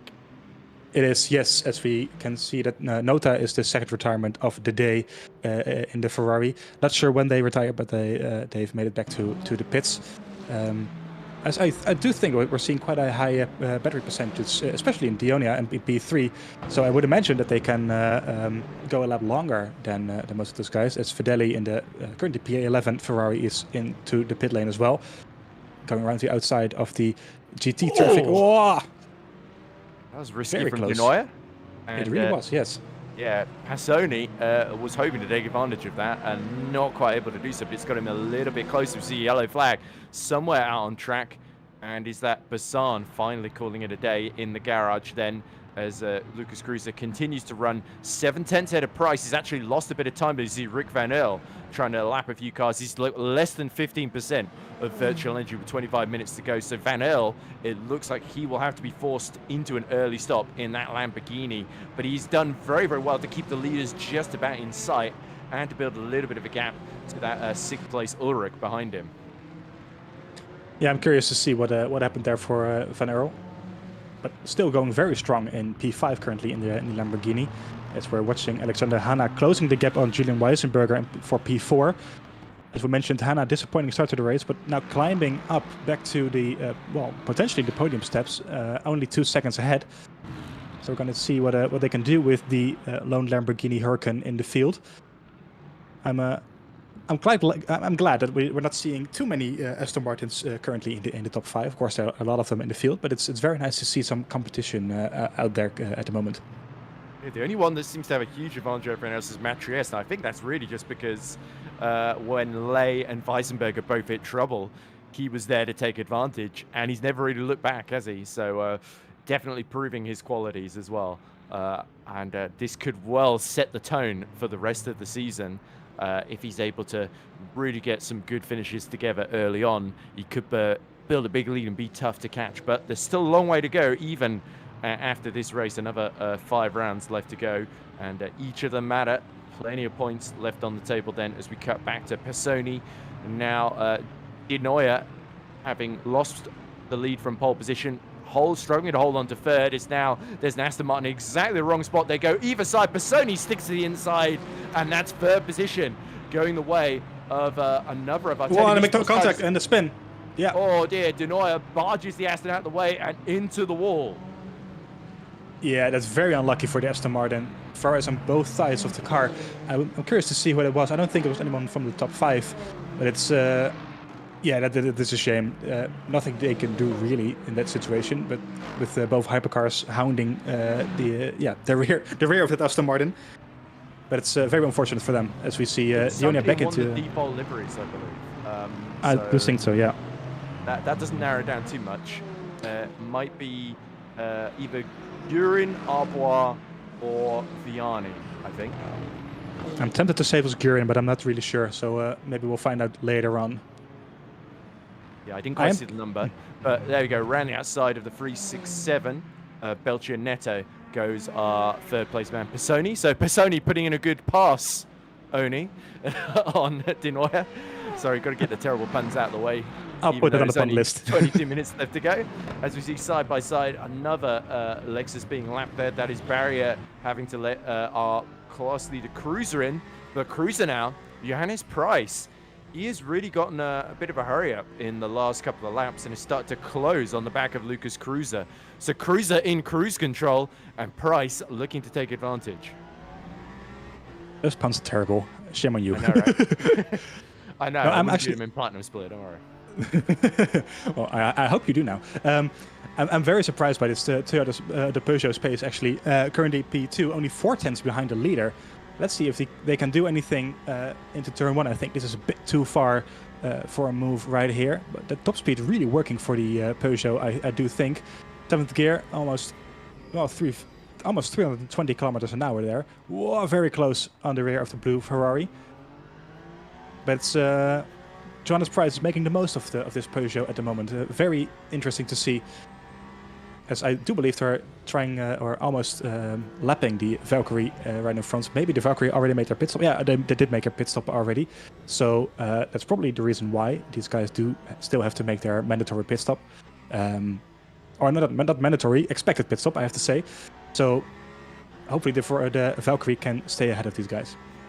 Of course, the main thing is they don't want to run out of virtual energy, because if they do, that will lead to a 100-second penalty, which could put them right out the points, which neither of them want. But of course, Previata, the Valkyrie, all of a sudden, a much faster car than the GT3 is holding them up. You see Van Earl, 7%. Everybody else just less or slightly more than 30%. You can see our leaders all on about 25%, or the Cruiser on 26. Has got that percentage more than Price that he can maybe afford to play with here to defend that lead. As we cut back to the no, we're not. This is still the first place battle, isn't it? As we see Price versus Cruiser, and you can see Previato. Of course, the V12 doesn't really have any battery to use, at least in real life, but it does have the V12 that will propel it down the straight. So less electrical energy to play with in terms of none at all, but still quite a lot of grunt, which means it could be quite a tricky one for both of them to lap. It really is, yeah. That V12 making a lot of power, producing a lot of power. So it's very quick down the main straight. Not so much in the corners, especially the fast corners. I feel like. So that is where these two guys have to make up most of the time. Of course, blue flags work differently here compared to something like Formula One. You don't have to move out of the way for these guys instantly. You can just drive your own race. Blue flags are only there to let you know that there are faster cars behind you. That's it. The rest is up to the cars lapping you. Of course, you don't want to get into a crash, but it's not like you have to ruin your own race and move out of the way just because the leader is behind you. Yeah, there we go. So we see the brakes lighting up, all 4 brake discs on that Peugeot Price being put into hard service here, right behind Cruiser as he seeks a way through. Now, of course, you might be wondering why they're staying out so long in the race. We've got less than 20 minutes to go now. Well, the reason they haven't stopped early is because they want to put the least amount of fuel in so they have a quicker stop. So it's all about potentially overcutting anybody that is pit earlier on. The likes of Previato have tried it, and I think Andrea Previato has discovered to his cost that the Valkyrie just does not have the raw pace around here to really make the undercut strategy work. Because, of course, you will have the fresher tires than those around you, but you will have had to put in more fuel, so you would have had a longer stop, and that is basically the trade-off. And at the end of the race, of course, you will still have more worn tires than the people who've just pit for fresh ones. As again, the Peugeot biding its time. Can Johannes Price steal the win away from Lucas Cruiser? Cruiser has never won in VMS in the gold split. He's finished on pole position. He is, I think, got a podium or two to his name. And a Price, of course, is pre-qualified. He's one of our more recent graduates as well, as he gets all over the curb on the inside through 100R as they go through the hairpin. Now they're looking a lot closer to Previato to lapping him than they were before. So is Previato going to stick this one out and make life difficult for Cruiser? Or there we go, he immediately cuts to the inside and lets both of them through simultaneously, which is probably the most sporting decision. I would say so, yeah. And also it loses them the least amount of time. They're currently down in P13, so not really fighting for the points paying position, unfortunately. Hopefully next round, it's always nice to see that car high up, but it's very nice of them to let the leaders come through, as we're watching Belchior Neto in P8 and Matteo Di Bueno in P9 following each other closely through 100R. Currently a bit more down in the points list. Maybe setting themselves up for a dive bomb, but not there right now. Of course, you don't want to take too many risks right now. It's only 17 minutes to go, not the longest of time. So, well, there's an argument to be made for both cases, but at least of all, you don't want to crash yourself out of this race, especially being close to the finish line and being in the points. You want those points, of course, if you want to have a chance at the championship at the end of the season. And I think Rick Van Earl has gone into the pits with 17 minutes to go, so the vet challenger was at less than 5%, so it would have been risky doing another lap. So Van Earl, now he has to take advantage of this as he is going to fall, I think, briefly outside the top 10. But hopefully he should re-emerge in it once those ahead of him also have to do their pit stop. And you can tell Johannes Price, there's a temptation to make the move, but also you've got to be careful here that you, don't run too risky on the running out of virtual energy, trying to make this move for the lead. But also you don't want to try and pit early and then see Lucas Kreuzer pitting the lap after, having to put in a lap less fuel and still coming out ahead of you, despite you pushing for personal best lap times. Now we're going to see Rick Van Eyl come out, I think, just behind Marco Beltrame and Antonio Fedele, who we've not talked about much. So Van Eyl is going to re-emerge in about 12th or 13th position. I think Previato is a little bit further behind them. Yeah, he's about 20 seconds behind, so he should come out easily in P12. Of course, he did make lots of clear air. That's very nice, of course, being able to drive your own pace. I am interested to see where the other guys come out compared to him. Of course, he has De Campo, Beltrame, and Fidel. Remember, he was fighting with De Campo earlier. So De Campo pitting it again, his pit stop out of the way has actually served him well, as we see Personi pit from 3rd place as well. Also, a bit of an early stop for them. I feel like I think most of these guys had about 15% left at this point. But yeah, Van Aerle losing out a bit compared to the other guys in front of him. Maybe just not too much pace in the Lamborghini, or those guys having clean air. They can push a bit more. They can drive their own pace, get through traffic a bit more easy, which can also have helped them a lot. The other thing's happening as well, those that stayed out are starting to feel their tyres die underneath them, essentially. So they're going to have to pit for fresh ones, maybe slightly earlier than they would want if their tyre wear is not as easy. You can see actually Matres has lost a couple of seconds to barrier as well in the GT3 lead. So maybe that's having to let Hypercars through. Perhaps that is Matres starting to just try and extend this stint so that he has a short pit stop as we see Price take the lead from Kreuzer. I think that's Kreuzer. There he is, the Peugeot is leading then. So this is what happened then, coming through Dunlop through 11 and 12. Oh, the two Aston Martins appearing at exactly the wrong moment. You saw Kreuzer going the long way around, and Price did this before, didn't he? On De Neuer, that's giving them the inside for 13. A little bit off track goes Kreuzer, and there we go. That's just incredibly well judged in position. You saw Kreuzer try to go up the inside himself of the second Aston, but it was a little bit too late there. There's great stuff from Price, very well judged there with the traffic, and Kreuzer really losing out by making the wrong choice there on which side to go of those two Aston Martins. So this fight isn't done at all, I feel like, but it's very good stuff from Price, setting himself up very nicely for a potential win here. Van Eyl just steaming it through to lap the GT3s as quickly as possible as we look at Kuschik and Ley fighting over 6th, and Van Eyl threads the needle between the pair of them. But yeah, very, very close in this fight, just outside the top 5. We didn't mention it, by the way, but Hanna has cleared Weisenberger, who's really starting to struggle in that Aston, but the Lambo is up to P4 and less than 3 seconds behind a podium there. So there's every chance that Alexander Hanna can maybe get on the podium if he does a good strategy move in these final 13 minutes in terms of choosing when to pit. And it's difficult. It's a bit of a toss-up at this point between those pitting early, who are sort of at least getting it out of the way, and they can start to set quick lap times on the fresher tyres, and those pitting late trying to go for quicker pit stops with less fuel needed to make it to the end of the race. Well, I am interested to see which drivers do decide to actually go to fresh tyres. Of course, changing tyres costs you about 12 seconds. So some might opt to stay out on their used tyres and gain that 12 seconds, and just hoping to stay ahead of the guys behind, having gained those that amount of time. So maybe we're seeing some different strategies there as well, as we saw some. I've just seen something in the chat from James Howe. He said, I think De Neuer, Ulrich, and Geitz and Sapler will make it to the end without stopping. So that is quite the prediction. So he doesn't think that our two leaders, Price and Kreuzer, will. So is De Neuer, having dropped 10 seconds behind, is he playing it ultra conservative to try and get to the end without a pit stop? It'll be fascinating to see if that works or not. Well, they are losing a lot of time at this point. It's almost 11 and a half seconds at this point. So they're really dropping their pace. Maybe if we can take a look at the virtual energy in just a second. There we go, right on cue. Well, it is a lot more percentage from those three guys compared to the leaders. However, Ulrich might be a bit on the low side there, so I'm not really sure if he's going to make it. But, well, Ulrich and Passioni both stopped. Or is it just Passioni, I think, that has stopped? I think it's just Passoni, yeah. Yeah, there we go. There we go. Yeah, so I thought Ulrich. I hadn't seen Ulrich in the pits then.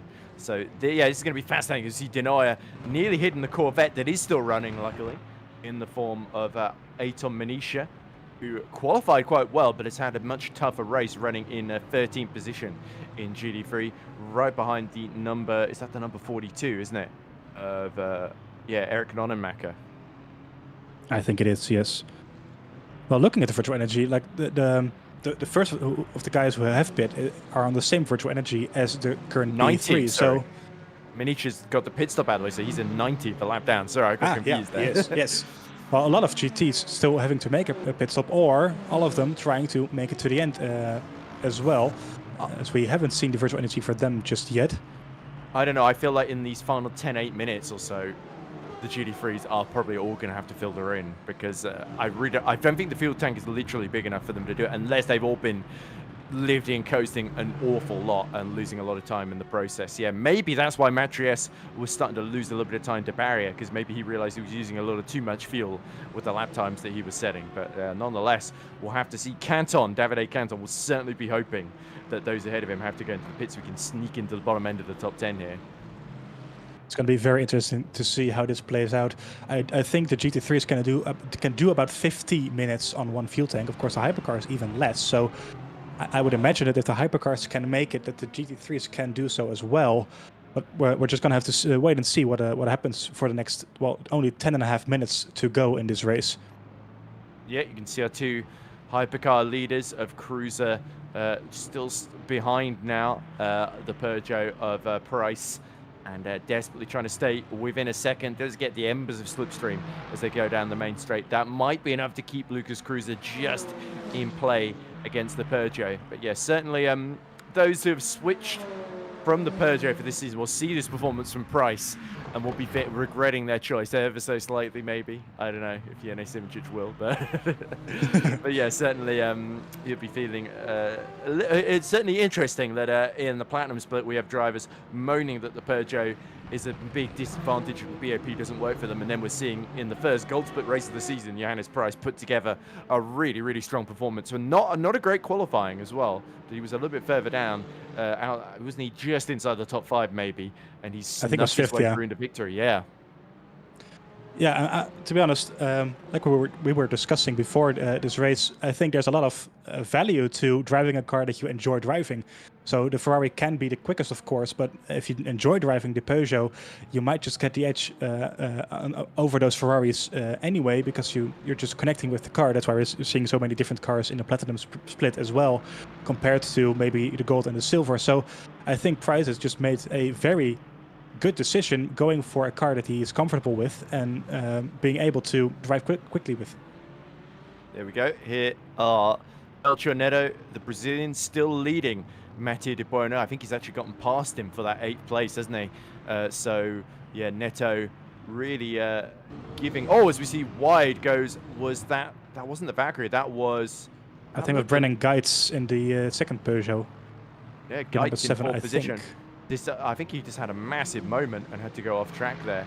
But yeah, nonetheless, he's got a very, very similar livery to Price. I assume the two are teammates in the number 7 and the number 8.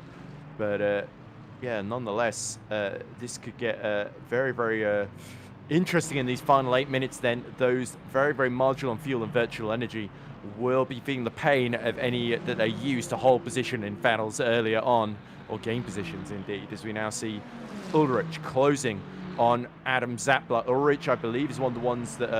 oh no, he's going into the pits, is he? I think he is, yes. Yeah. So that promotes Zappler into 5th, but he is right behind somebody else. Was that... no, not Geitz. I think that must be someone he's trying to lap just in front of him there. So yeah, sorry, no wonder I was getting so confused.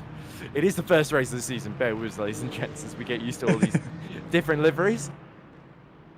Well, it is interesting to see, because so Geitz doesn't think he can make it to the end of the race, so we're going to have to wait and see what this does for the other Hypercar leaders, as we see him move potentially for P6 here. The Lexus on the inside of the BMW, currently P6, the 31 and the 87, only 2 tenths behind one another. And as they're overtaken by the P5 battle in a hypercar as well. So a lot of overtaking. Oh, as he goes on the inside. Not enough room for Alexandre Lay to just slide up the inside, so he wisely backs out in that Lexus. He's had enough scripts and scraps and misadventures today, hasn't he? And to be fair, the BMW of Kustrick is defended incredibly well, but they are the man just behind in 8th position is starting to close on the both of them as a result. Yeah, Nicholas Ulrich is a major factor here, but the much wider line for Kustrick allows Lay to get up the inside in the final corner. They bang wheels, and the Ferrari has to go right to the inside, number 66, to avoid both of them. That is Pisoni recovering from his pit stop here, as into the pits too goes Kustrick. So the BMW has not got enough fuel to make it to the end. These last 6 minutes, we're going to see a lot more heartbreak of that nature, aren't we, from the GT3 field? Those who stretched the fuel further than it was able to are now going to have to pay the price. Yeah, that's going to be tough for those people. I'm looking at the I've been looking at the gap from the leader in GT3, Materesi.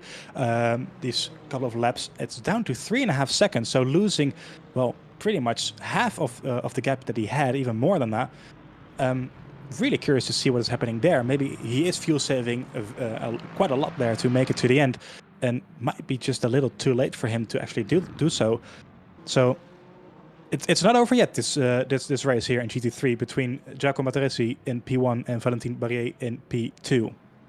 Yeah, and everyone will remember very, very well the very, very first VMS race at Spa, where Kieran Prendergast led the vast majority of it and then ran out of fuel on the final lap, and didn't even cross the start-finish line at the end. Was classified in second position, lost that win to Kemal Nari, the Turkish driver, and of course Prendergast then went on to win the title. But that was a very, very painful moment of him just realizing he had gone a little bit too marginal with the fuel at his stop, and that was an endurance race. This is just a sprint, so running out of fuel, it will be even more painful because you don't have any chance to fill it at the pit stop if you're trying to go the end. Price pits from the lead, so that has handed Cruiser yes.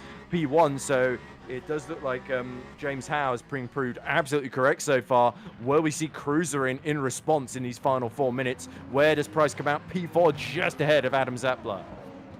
I do think that all of these guys still have to make the pit stop, starting from.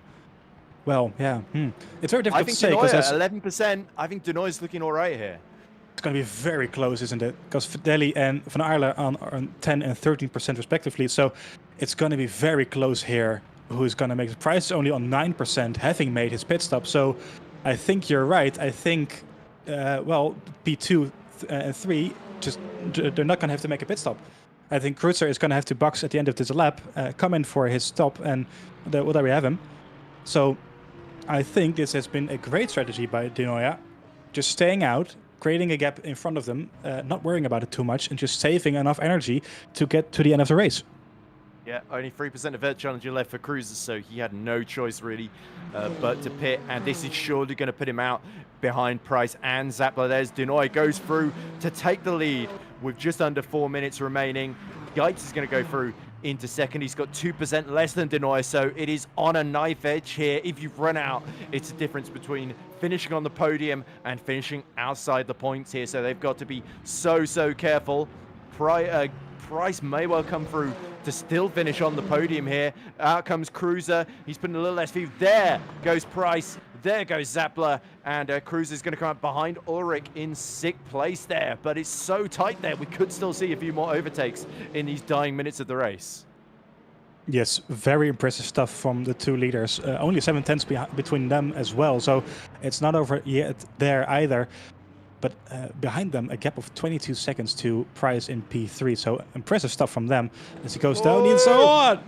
Geitz going for the lead, and that move just failed there, so he is absolutely risking it. Remember, he's got less virtual energy to play with. Up the inside into turn 13, and this decided the lead in the first race of the season and the dying minutes of the race, and Denoyer gets his elbows out. He lost pole position early on. He's not about to let another Peugeot get the better of him, not with so much at stake at this late phase of the race. You can see night starting to fall over Fuji Speedway here, and he's just got to hold on for, I think, 2 more laps here, but can he hold on? Brandon Geitz is right with him now and looking for another run into the first hairpin. Sverre. in the slipstream. Ferrari's going down the inside to defend it off, but it's, well, basically no use to the... well, actually, still side by side, heading to the first turn of this track. How good is the Peugeot on the brakes? It's good enough. Very nice move by the Peugeot, currently in P1 at this moment, so very nice stuff from them. Look how much later he braked compared to Denoy, as they now have to lap the GD3 traffic, so that makes it even worse. Oh, as they barge up the inside of Maciej Kustric there, who will not appreciate that one little bit there. But I wonder, Denoy is playing it safe, knowing he's got more virtual energy, and he expects Guides to run out, depending on how many laps they've got remaining. 4% left. This could be really, really this could be absolutely heartbreaking if the Peugeot finds itself losing out, running below 0% right on the final lap here. Yeah, I'm getting the feeling that Guides might... It's going to be very close. I'm getting the feeling that he's not having enough to finish this race, but we're just going to have to wait and see what happens. But this is going to be very close indeed. Dinoya is actually making just leaving a gap for now. 2 seconds already. So I think he is confident that Guides is not going to have enough fuel. Oh, they're banging.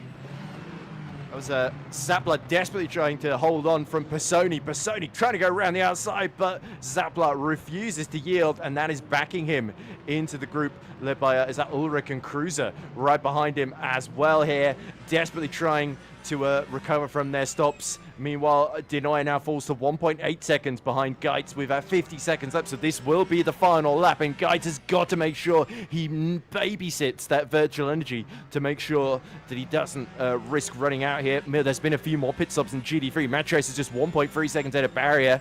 Hannah is now up to third. Weissenberg is still holding on to fourth, and Lay has worked his way back up to fifth. So our pole sitter is still going to finish in the top 5, but who is going to finish in the top 4 in Hypercar? Up the inside goes Zappler, trying to defend from Pisoni, but it's too late. Pisoni is through. Great stuff by Pisoni. Up into P4. I think it's a bit too late to aim for P3. Now Price has pretty much covered it off, as the gap between P1 and P2 has grown to 4 seconds already. So Guides is not holding back. If anything, Dionia is holding back here. And the clock's run out. How much virtual energy has Brandon Guides got to play with it? Is he going to pull off a shock win with a late move with just 2 or 3 laps left to go? Let's have a look. 2%, 1% for Pisoni as well. So this is going to be harem scarum. So I think Brandon Guides can just about do this here. 2 more corners to go. What a fabulous drive. We did not expect this. We got all our focus on Price there, but here comes Cruiser desperately trying to go up the inside of Ulrich, as they're all being held up there by Adam Zappler there in 5th position. But it's too late there. Pisoni 0.8%, but crosses the line comes Brandon Guides to win the first race of the gold split in Fuji. A spectacular victory he is going to take from Denoya, our pole sitter. Giuseppe Denoya having to resign himself to second place. Price will still take a brilliant third. Pisoni is going to cross the line in 4th. I think he'll just have enough virtual energy, but look at that. Matrius is going to beat Hannah Weisenberger, but Barrier drops to 4th. He is, I think, run out of fuel on this final lap here. Yeah, that's insane stuff from Brandon Guides, starting all the way down in P9. Oh! And frustration there from, I think that was Cruiser. Yeah. A lot of frustration there for not finishing any higher than he did. What a race, and what a great stuff from Guides, starting all the way down to P9 and finishing, well, very comfortably in the lead at the end, 6.5 seconds. Look at Hannah. Hannah is in P2, so he'd slowly worked his way up, hasn't he? He's really stealthed his way. He's only almost a second away from victory, but this charge, it's come just a little bit too late. Matrias, in the end, has had just enough to hold on there, but you've got to feel for Barrier. He has hit real trouble on this final lap, and I think Lay might even steal 4th from him, but across the line comes Jacko Matrias to win the first race of the season for Tatum eSports, and a truly superbly judged victory. He's going to hold on by just 0.7 of a second as he runs out, just before the line, but Hannah is going to fall just short by 84 thousandths of a second, I think. That was insanely close. Yeah, I thought for sure. As we see, actually, Barrier, I think, he's slowing down. He's not going to make it, I don't think. Oh, that is on the virtual energy. As he's just feeling P4 slipping through his hands there. Is that the Lexus being pushed by the Corvette, actually? It is. Yeah, there we go. So that would be very sporting from our Corvette of Manisha, who obviously had a very difficult race. I think finished P18 or P17 in the end, pushing Barrier across the line. And I think Lay has also hit trouble as well. So that's allowed Barrier back up into P4, but flashing his lights. He doesn't seem too up. Oh, this is Lay being pushed, isn't it? By Manisha, It isn't is, it? yes. Yeah, so Barrier has, I think, finished just up the road from the pair of them. Oh no, Barry's still cruising around. Nobody push him, sadly. But, yeah, there we go. Maybe the Corvette's got to do another lap as the sort of recovery vehicle here. It's got the right color scheme for it, isn't it? With yellow and black. It really does, yes. Well, that's a very, very sporting end of this race, actually. I'm getting some flashbacks from a certain car movie back from 2005, I think. 2006, wasn't it? You're making me feel very old now. Unless we're thinking about the wrong movie here. I think we're thinking about the same movie. I was going to say what an end to the race. Wow, this was very close and well, very surprising win there. Great stuff by the Peugeot driver. Yeah, Brandon Gates. As I said, surprising as well. We had all of our sights on the other Peugeot, didn't we? But we should really have been watching all along. Gates and Giuseppe Di Noia, our pole sitter, fighting it out for what ended up being victory there. And in the end, Di Noia did very well to hold on for as long as he did, but Brandon Gates stealing the win. And then, of course, full credit as well to Jaco Matries just holding off a resurgent Alexander Hanna. But you've got to feel for Barrier there. The fuel couldn't quite last for either Lexus. Yeah, tough race for both Lexus. Of course, starting very well in P1 and P3, P4, apologies. But neither of them really unlocking that potential in the race as well. So P4, P5 it is for them. Very impressed with Hanna and the lone Lamborghini in the field, having a very difficult start to the race, but still ending up in P2, very close behind the winner. Like you said, only 84 thousandths of a second, I think it was. So that's very close stuff. I think the finish line might be slightly earlier than it is like painted on the road, but yeah, it looked like he just about judged it perfectly there, Matches. But that shows you how he realized quite early up, midway through that race, how marginal he was on fuel, and he was just saving it all the way through. And if the finish line had been maybe a few centimeters further up the road, he would have lost that race. So yes, for sure. By the way, as you can see, post-race interviews are available here, so we'd be happy to do an interview with the winners. Maybe I should tag them in the server, see if any of them got any energy left after that exciting hour of racing at Fuji. But I suspect we might just have to talk to ourselves and imagine what they would say to us. We can do that. Well, a very impressive race by Matrese, as you said. He had a gap of about 10 seconds at some point, and well, misjudging the fuel maybe a little bit. So at the end, it was very close, but a otherwise very dominant win from him in the Aston Martin.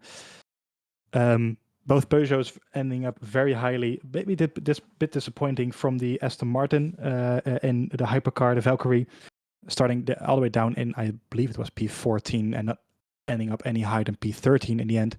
So hopefully that car can, the other tracks suit that car a little bit better in the coming races, but we'll just have to wait and see in the end. Yep, just a reminder for the Gold Split, our next race, Imola, 21st of September. But of course, most exciting for everyone will be the Platinum Split on the 14th of September, getting underway at Portimao. We're going to see if Fabio Grigoletto and Patrick Schindler can defend their Hypercar and GT3 titles respectively, but still a lot of big names, actually. It seems that every season we get more and more big names joining in Platinum Split. Isaac Gillison from Ferrari eSports will be taking part. Stefano Binato is getting on board an Aston Martin Valkyrie. Same with Kobe Chan as well. And don't forget as well, the likes of Francesco Adamu, who won, of course, the Gold Split last season, being promoted up there, along with Jimmy Menard and Christian Benani. And, of course, I think is Bono House is joining us as well, the 5-time FSR World Champion. So finally, someone with more FSR World Championships than Simic taking part in Platinum Split in GT3, by the way. We've also got a couple of interesting names. Nicolas Hoopen going down to GT3 in the Platinum Split. William Giovannini, our dominant gold champion of last season, also getting the promotion up, along with Yuka Makiyuki and Adrian Kabaki.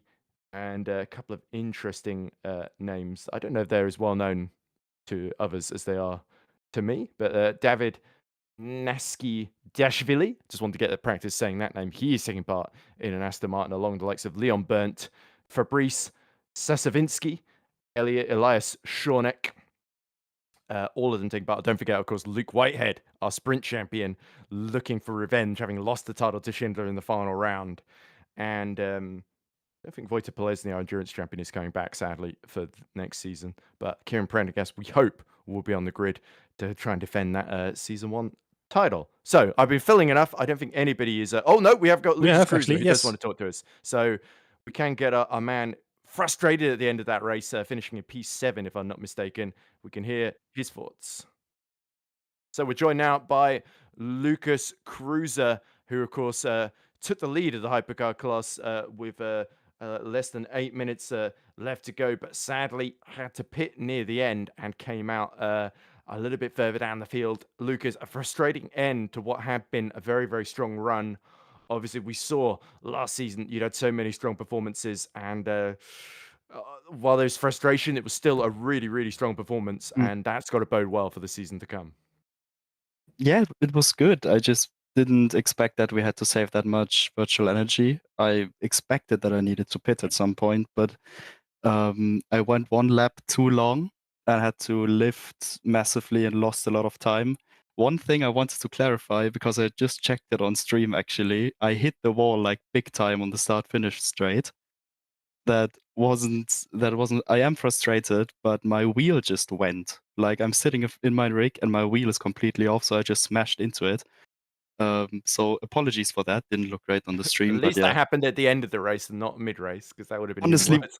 Honestly, one lap earlier, and I genuinely would have thrown it out of the window. Like that would have been horrible. That would have been so bad. But no, yeah, it was a great race, but I just underestimated the VE. Pace was good.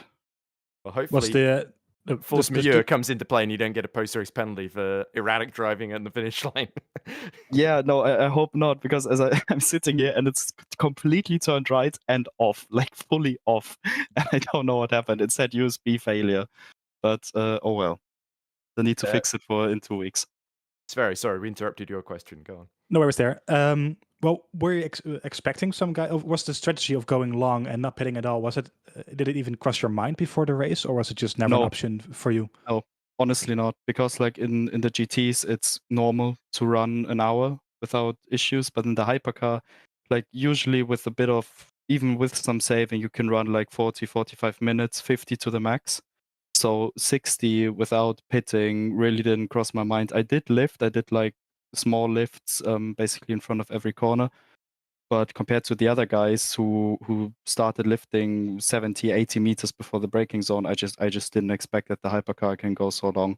And it's a lesson for the season to come, because we constantly run 60-minute races now.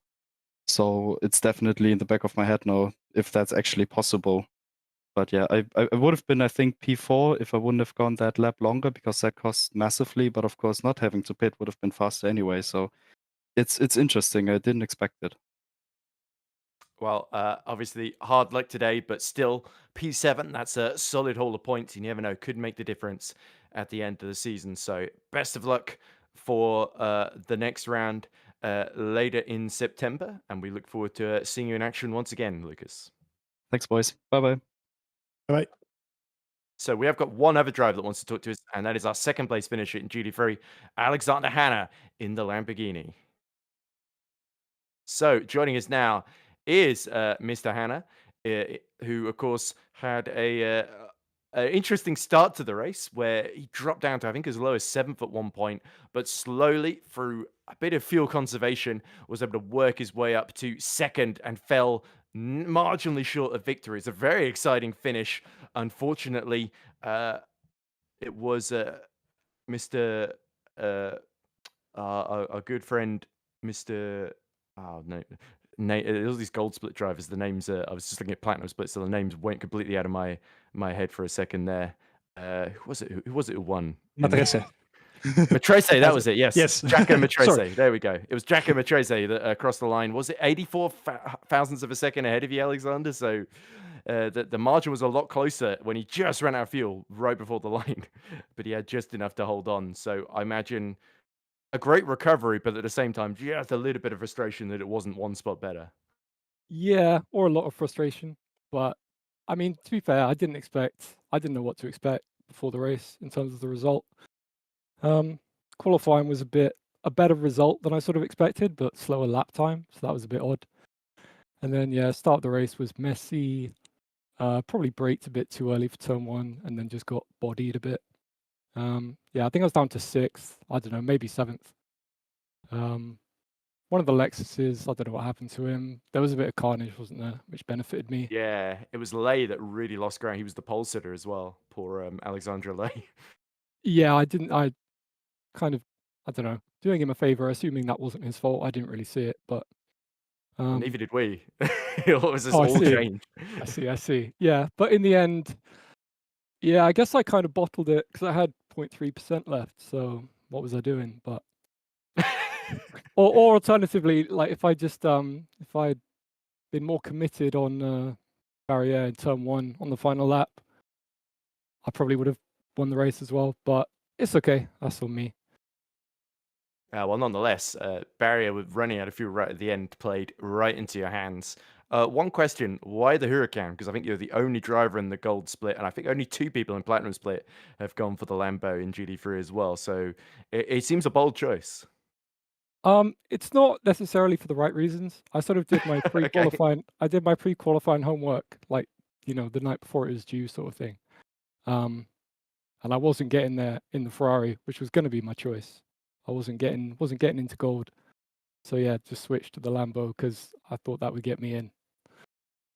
You see, So Paul Luke this was Whitehead my didn't have the luxury of that choice in platinum split because he's a this- Ferrari eSports driver. So yeah, that's different. But well, yeah, but he'd probably fight for the win in any car anyway. So that's very true. um, Cool. So, sorry, you're going to say something. I interrupted. no, I was just going to say that was the first race I've completed of any sort on this game in that car, so I'm pretty happy. Well, certainly makes a big change from ACC, I imagine. Yeah. Sverre, do you have any questions for Alexander, our second place GT3 runner, before we let him go? Well, actually, you stole my question. I was going to ask the same thing about why you chose I'm this car. sorry. No worries. But yeah. Okay, but why really did he choose the car? That's the question you want to ask. Because I didn't want to But be why another really? guy in an Aston, that's why. There we go. That's the answer that we want. No, I just thought it was a very interesting and a very fun choice, actually, to see you drive that car. And I enjoyed watching you race on track. So hopefully, well, possibly next race is going to be one step higher. So we're looking out for you on track. All right, thank you very much.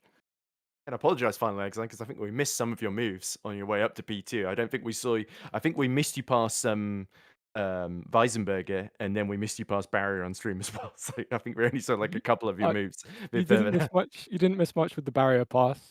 All right. Well, he was just slow. Yeah, the Wiesenberger pass was pretty easy just because I was close and he can't stop fuel saving just in case I dive. So I just dive and he couldn't do anything. So yeah. Well, there we go then. So congratulations on the P2. I'm sure that's not the last podium we've seen from you this season. And you've made a big impression on everybody who's going to be quaking in their boots when they see the Lamborghini coming up in the rearview mirror in rounds to come. So congratulations. And we'll see you in a few weeks' time for round 2. All right. Thank you very much. All right. Have a nice evening. Later. Yeah. And with that, I think we're going to close the stream because none of our race winners actually want to talk to us, which is fair enough. I think we're grateful for whoever we can get. But I'm pretty sure we went through most of the last season with nobody in Platinum Split and Hypercar wanting to talk to us, which was interesting. The only person who talked to us was Grigoletto at the end, our champion. So. I think they just find us very annoying or something for not. Actually, we do have someone in the waiting room. We have the race winner of GT3. Oh. Well, we can extend the stream another few minutes. Let's drag him in. I think we can. So, Draco Matrese, or Yeah, Matarese, who his name I had completely forgotten in all the excitement. Our race winner in GT3 built a huge gap early on after taking the lead.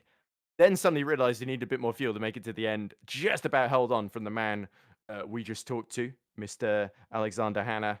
It was a lot closer than I think you would have hoped it would be, Jacko, but in the end, you had just enough in hand. A very, very well calculated finish on the fuel. Must have been nervy times, though, when you saw that gap coming down behind you. A bit too much calculated. I just messed up a bit the calculation with the fuel, with the lifting cost. But I'm happy how went the race. When did you realize Go that you had to lift so much? Did you plan it out beforehand, or was it something you realized halfway through that you had to do? I calculated from the start. Just I pushed 1 lap more. It was a mistake because that goes how can I say it? The virtual was wrong because I pushed 1 lap more, and in that lap I had to coast. So Yeah, which made you lose a lot of time then yeah, because you had to go so much. Yeah. All right. Well, it was. Go ahead. Go ahead. Yeah, well, so we're not very good at handing over, are we? My question was obviously, Jacko, this is obviously great for not just yourself, but your Tatum esports team. Do you have a message for your team, your partners, your friends, your family who might be watching this? my team, thank you all the engineer that helped me with the strategy. So it's all of them. It's for all of them. Ah, brilliant. I'm sure that's exactly what they will love to hear. And I'm sure the likes of Fabio Grilletto, Marco De Bono will have all been cheering you on in the chat as well. So congratulations on the victory, Jacko, and So best of much. luck for the rest of the season. Thank you. And with that, I think we are finally done, unless somebody unexpectedly popped. In fact, I don't think we'll put in anymore. just because I want to finish this now. But yeah, thank you very much, everybody, for watching and tuning in for the first gold split race of the season. Sverre, have you got any final thoughts before we sign off? Well, if this race is something to go by, then we have a very exciting season ahead of us with very close racing, and I cannot wait. Yeah, and I can't wait for Platinum Split next week as well. Hopefully, I'll be able to do the commentary. Unfortunately, I might have to fill in for Formula Sim Racing World Championship as well, which I'm kind of the president of, so that might be a bit more important. But from that point of view, but yeah, nonetheless, if I can fit both in, I'll try. But anyway, thank you very much, everybody, for watching. We hope you enjoyed our first round of video. Congratulations to our winners, Brandon Geitz and Jacko Matrese in Hypercar and GD3 respectively. And yeah, we'll see you in 2 weeks' time for the next exciting round of the Gold Split in the Virtual Motorsport Series. Thank you again to all of our sponsors and partners such as Coach Dave Academy and of course Motorsport UK, which of course they're from their esports division, and which we are a recommended community. And we can't forget SimGrid as well, who've supported us pretty much since day one as well. So congratulations to all of our winners, all of our partners, and thank you to everyone for putting on such a great show. I've been Ed Hunter. He's been Sverre, and Ahmet has also been dutifully doing a great job in broadcaster